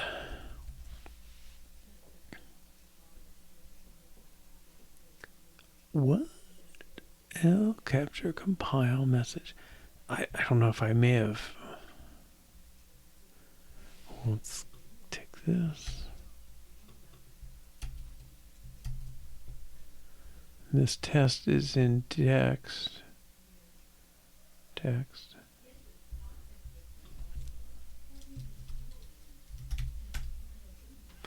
Okay. Whatever we did. All right. Now, I didn't add the test to the suite. Too good to be true, right? Actually, be bad if this passed. Would mean our test wasn't sufficient. Okay. So we expected not a real word. That was not a real word. Okay. Oh, missing an S. Oh, I'm bad about that too. Okay. Let's make compile implement this now. All right, so compile. Here we are. Okay, so now if we do the thing, then we want to branch to, well, actually, I'm going to flip. No, let's just branch first. Branch to L, exiting compile. And this, well, maybe I'll flip it. If it's not equal to 0,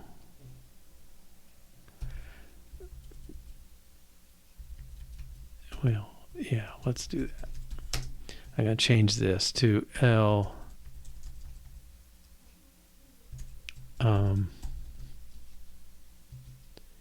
word found.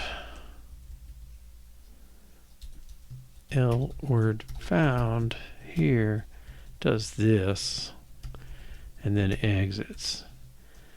And I mean, I can think of it's so few nanoseconds to take this branch versus not, only taking it in the error case, but that's kind of the way I'm rolling here. All right. So if you don't hit a 0, then you found the word, then go do the stuff you're supposed to do. If you hit a 0, now I'm going to use this global error handler thing. Load the address. X0 is global error handler. All right, and then we'll load that again. X0 is the contents of X0. And BLR X0. All right. Now, that's not going to work because the word is not in there. All right. So this is store. X0 is the thing coming in. Let's use our temp ability. X29, I think, is safe.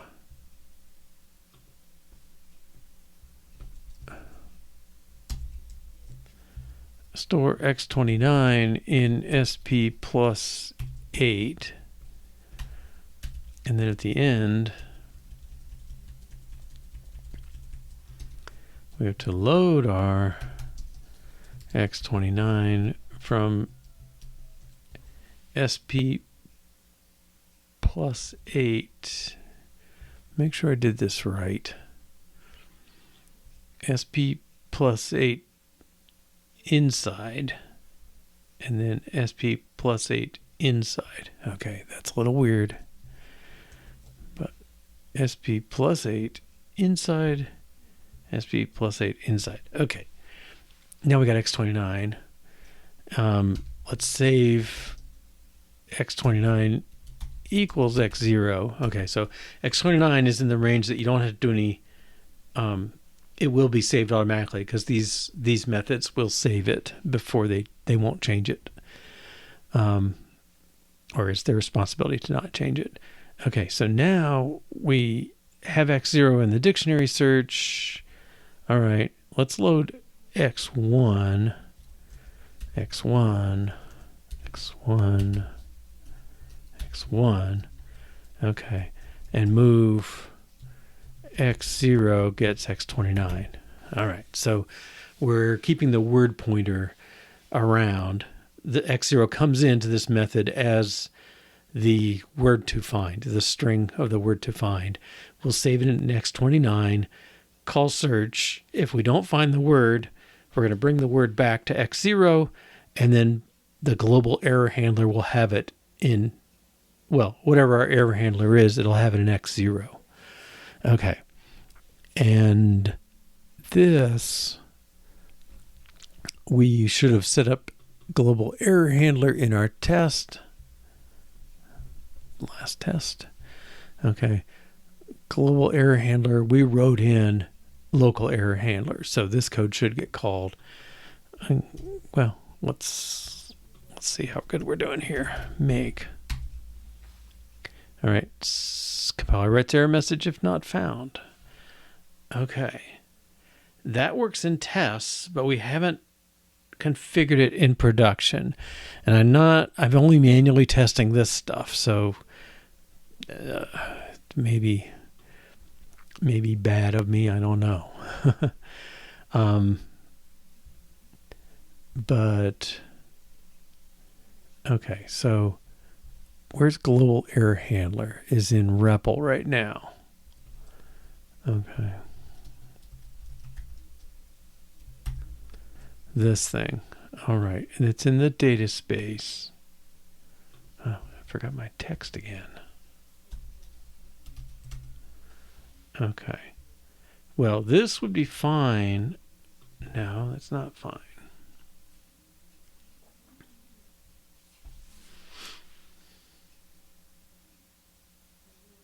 Well, if x22 points to the string, that's probably okay.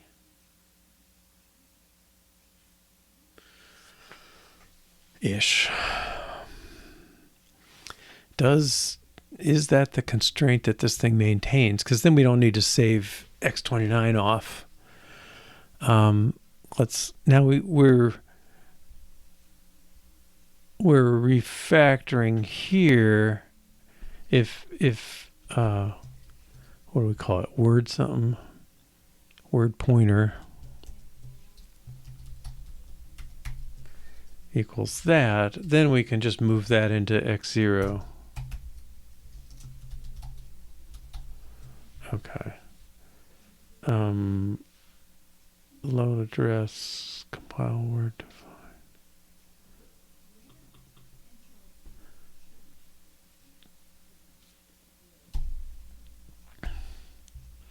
Well, compile needs it. Okay. That's in REPL.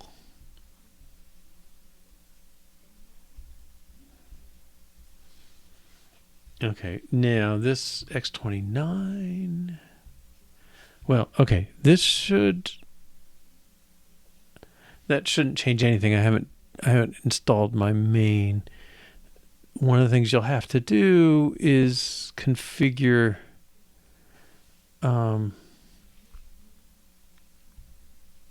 the error handler.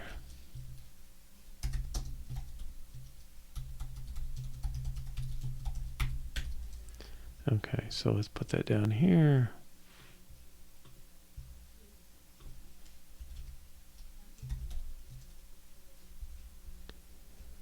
And I'm just going to copy it because I'm bad at typing. Handler init. Okay, and then it should be able to put this method in the global error handler. Okay, load address x0 is the word not found error. Well, no, I probably should do global error handler load address x1 is the local error, word not found error. Okay, and then store x1 into x0. Return.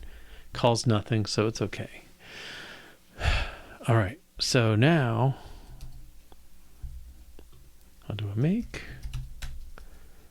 Compile rights. Word. Cap.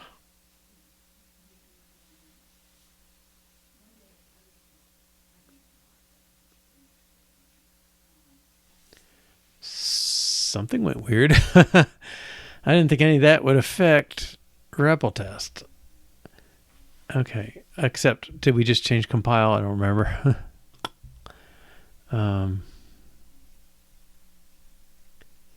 Compile. Move x0, x29.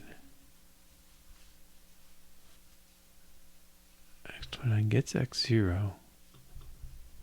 I don't know.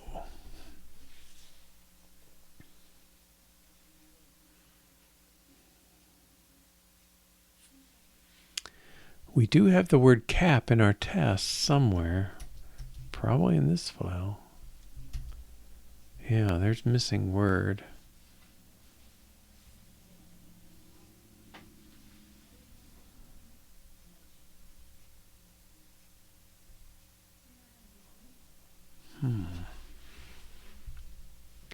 Oh, well, this is kind of the same thing. That's the test we did for eval.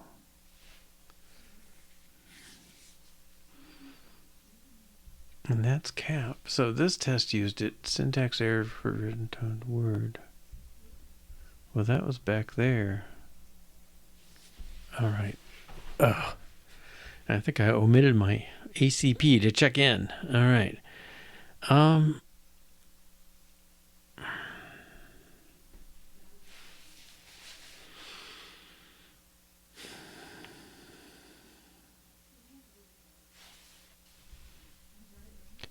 Why X0 is not there?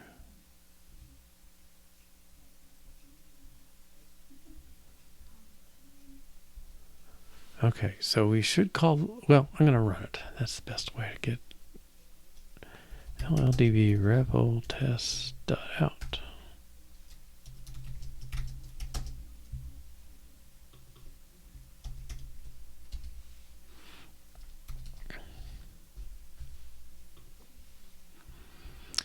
Okay, we're in the test.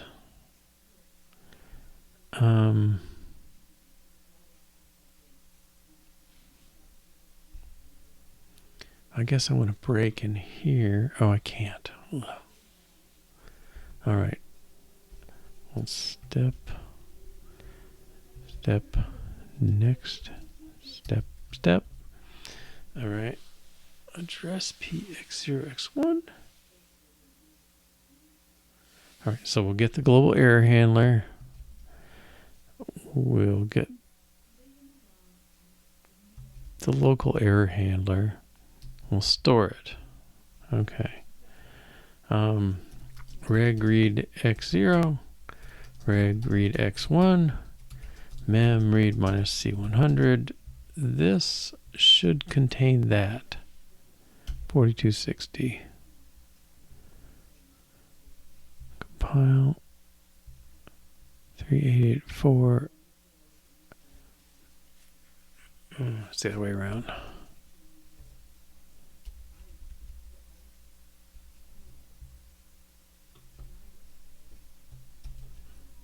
The global error handler should contain the local error handler. 3884. Okay, there it is. All right, so that seems to be configured right. Let's step.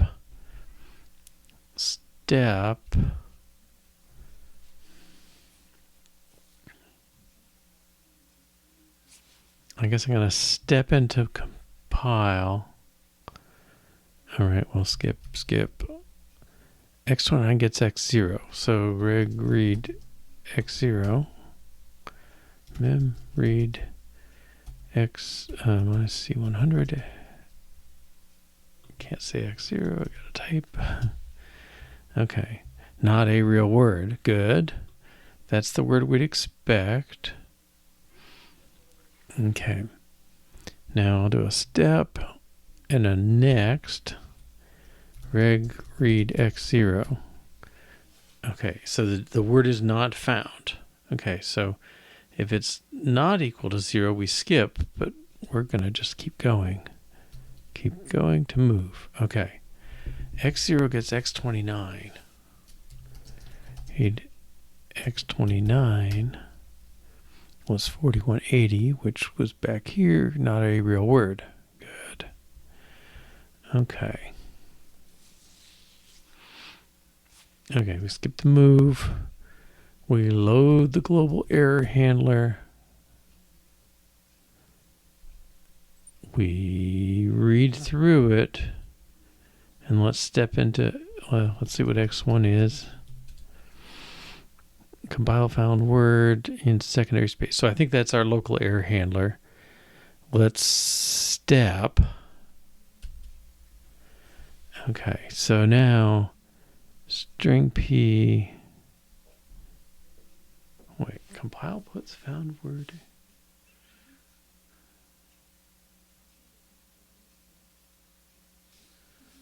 Oh, plus 216. That doesn't sound rightish.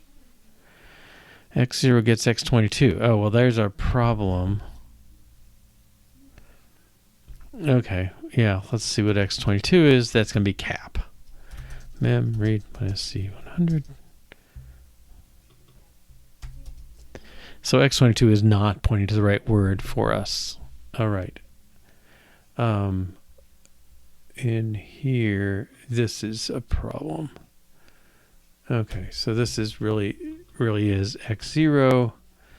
That's what we're doing. Save that. Quit that. Run that. Green. Okay.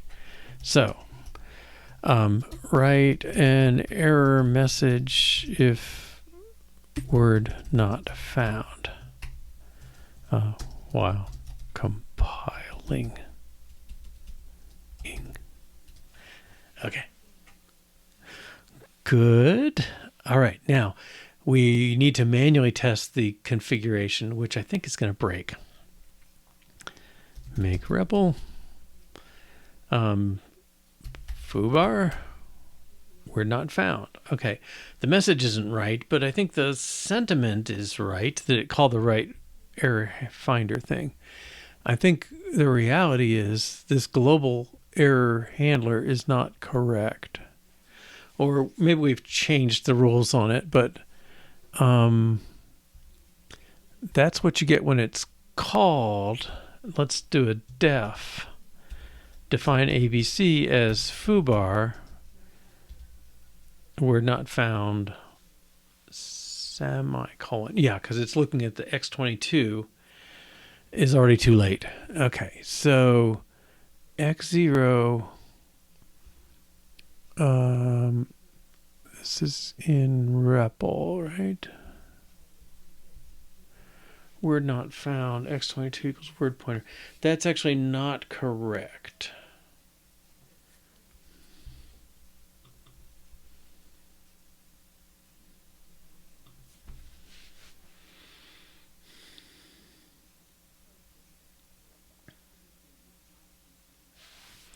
All right, I'm going to store X29 at SP plus 8. And then I got to unload it. Go the other way.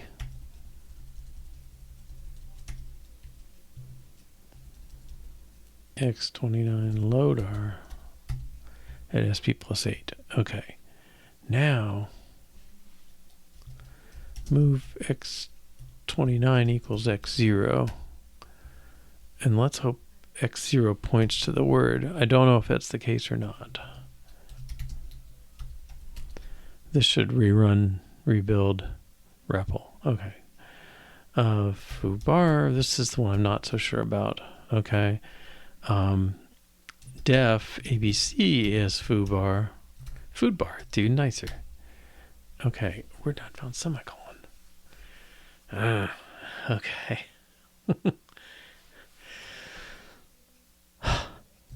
All right, let's see where we're at here.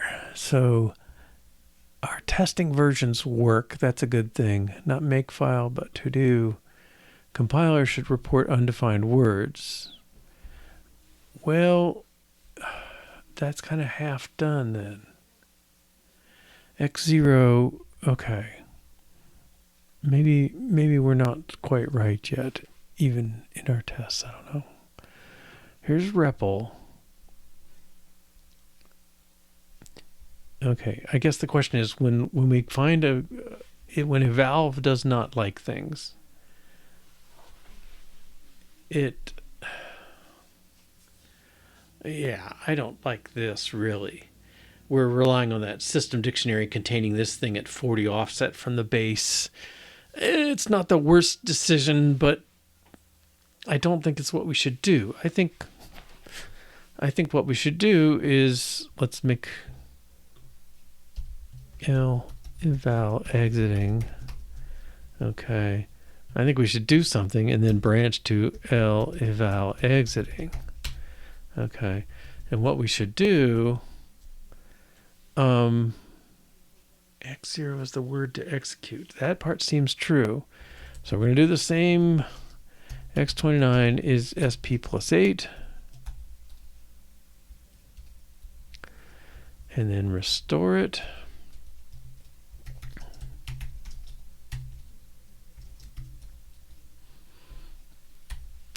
Okay. And save the word we're finding. Move x29 gets x0. All right, call this, call that. Now call our global routine. Load address x1 is a global error handler. And then load x1 gets contents of x1. Load, well, I guess we can do 0 first. Let's move x0 equals x29 because we saved it. And then call x1. Okay. Call x1 and then branch to the next line, or to the next block, to the exit. Okay, so now x0 is assumed to be the word we're coming in with. I think that's going to be true. All right, let's make that, whoops. Make that existing. That's why I cut and paste here.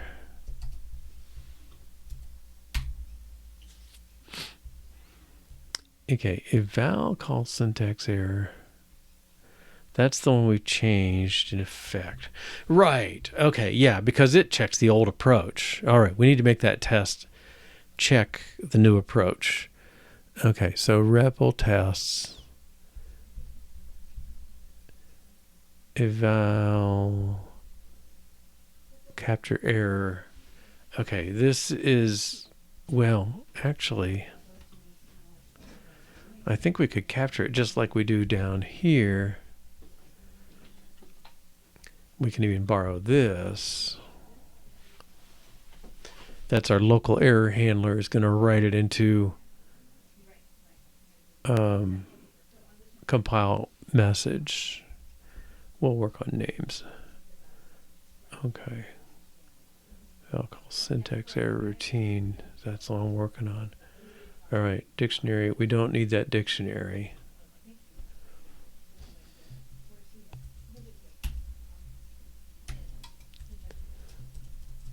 Okay.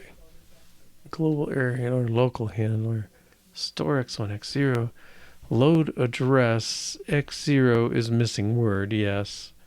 Move the word pointer to x0. Well, I don't know if that's quite right. But it's irrelevant to this. It's going to read x0. L missing word. Okay, eval. Load address x0 is L captured. Well, that's not the same now.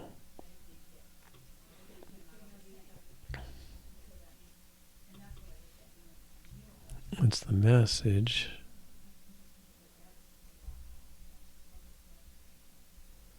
Missing word. I'm going to load this. And we don't have to do this anymore. We've got string EQ now. Load address x1 is our word. Okay, L missing word. Assert equals strings. Okay, I think that test should pass. I can break backwards if it doesn't, but all right. Calls error routine for unknown word. Good. All right, now let's make sure that works in the REPL. Foo. Word not found. Does not get the right word.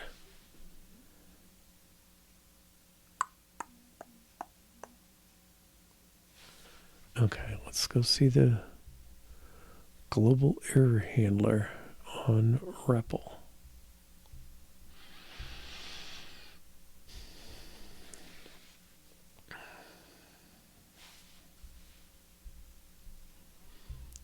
Okay, well, we've changed it to x0 now. x0, word not found message. Move x0 gets x29. and that. Okay.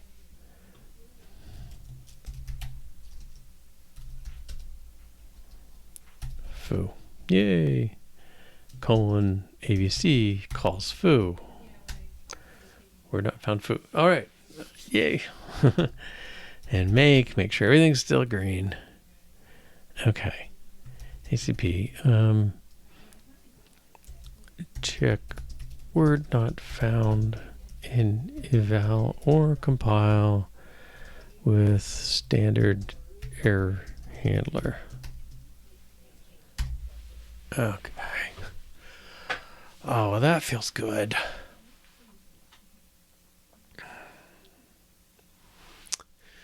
Yeah, I think this is good. We're setting ourselves up helpfully. X0 just points to the string.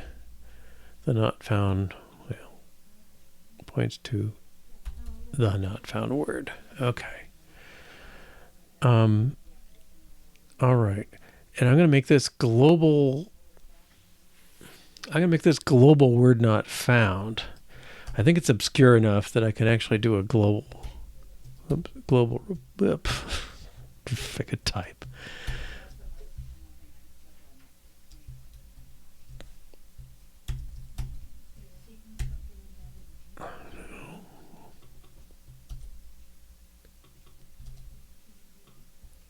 Replace global error handling with, I got a global word not found.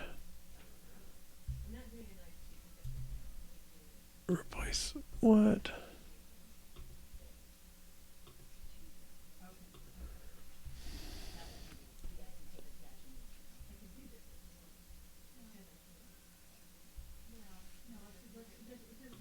Wait, why are you not finding it? Global word not found. Handler.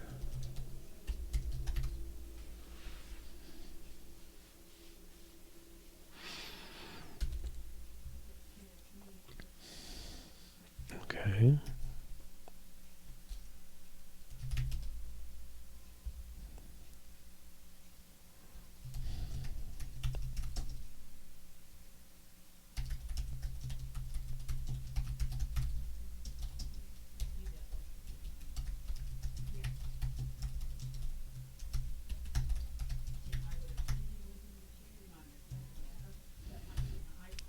I think I just changed the name. Global word not found handler.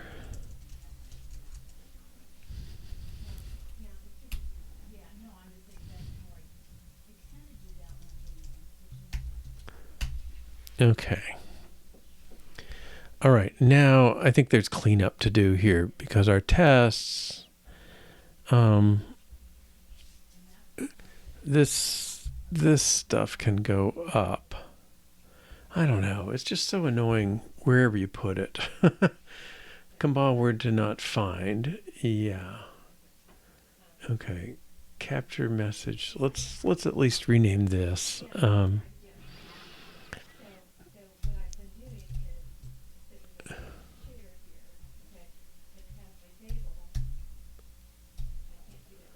That I want to change that with L capture error message.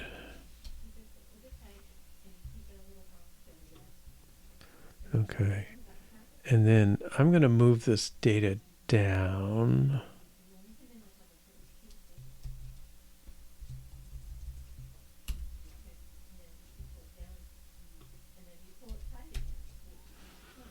Okay.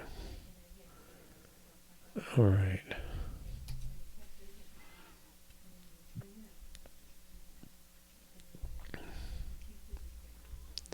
And then up here, L missing word, but we don't need L captured. Oh. Yeah, we don't need L captured anymore because we're not calling capture error. Okay.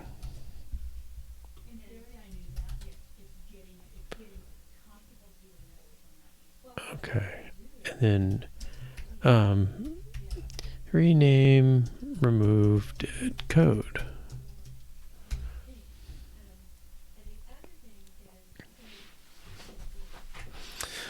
Alrighty, now to do.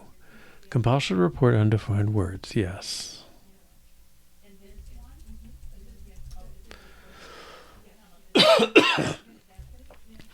Define standard prolog and standard epilogue macros. Yes, let's get that done. That would be assembler macros because they're very low level for us. Okay, macro, standard prolog, endim, macro, standard epilogue, endim. Okay, input.s had some good ones. There's that.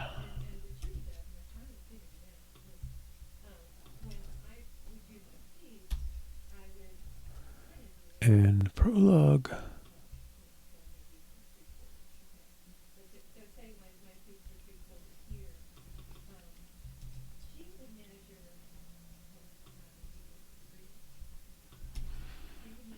No.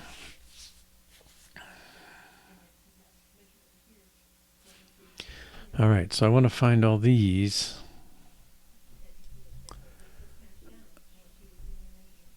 Okay, that. Let's make sure that much builds. Okay. Now, I'm going to do a global find of this.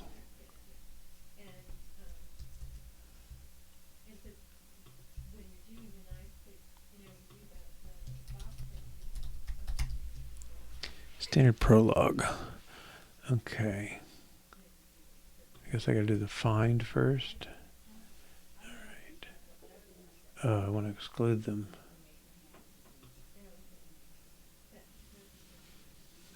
Macros. Well, the one place I don't want to do it, I mean, I'll just come back in, is the assembler.macros. I don't know if I can. Let's see a way to exclude it. All these others look okay. All right, so let's replace all and then put it back here. And then this.